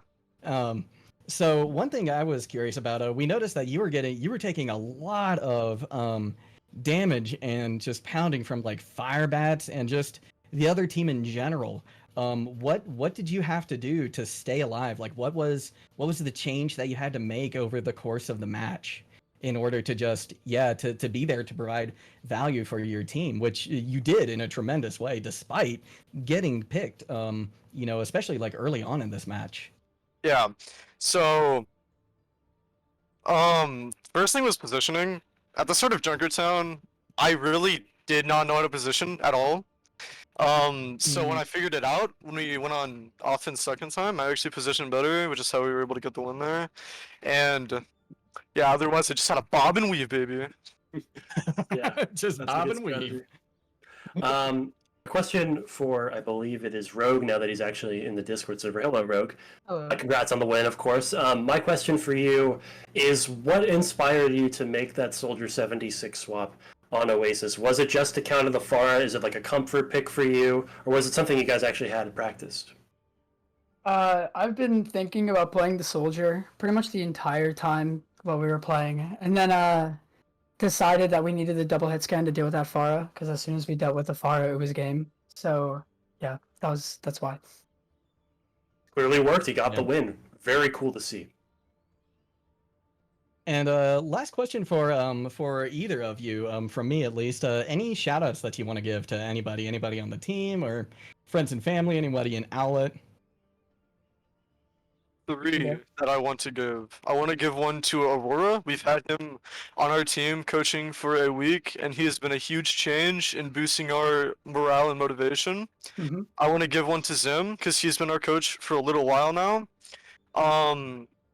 He's been a big help in helping us before we joined Owlet and during when we joined Owlet while we were playing. And the last one I want to give is to Motivation King, which is he's not in Owlet. I don't think he's in this Discord server, but he was the first person who started me off playing BAP and the first person who started like coaching us before he had to go. So I'm very glad for those three people. Excellent. And anyone from Rogue? I'd like to shout out our boy Hungry Dude, who started us out at when we were still a very small team, and then joined us into Volume 0, and now he is in duty. So I'd like to shout out to him. Yeah, that's Motivation King. Wow. Yeah. He goes by 2 names. Hmm. Oh, nice. Okay, so he gets the double shout out. That's fantastic. Yep, we love that man. Hmm. Awesome. All right. Well, thank you so much for coming into the interview. Thank you, Joey, for being a producer. Thank you, Owlet, for watching. Thank you, Admintus, for once again co-casting with me. It is always a pleasure, sir. And Thanks for any having me. words from you? Yeah. Any final words from Yeah. you? So, closing words for the first split, I gotta say, so many competitive teams and so many competitive matches that I got to watch personally. I'm really excited for playoffs as well to see where the chips kind of fall, who the best team of split one's going to be. I don't really have any good idea personally because I haven't seen enough of the matches, but again, super excited. Yeah, can't wait. Well, thank you all so much. Once again, my name is Warren Jugglegod Hammond, and I have been joined by Admintus. Thank you all so much. GG's, and see you next time. GG's. Lost my best friend to 23. She left her body and hovered above me. I saw no shadow. I looked around, searched every building and home that I found. I saw no shadow, but felt a glow. The warmth inside me kept me afloat. It felt like heaven had found my bones and gave me comfort when I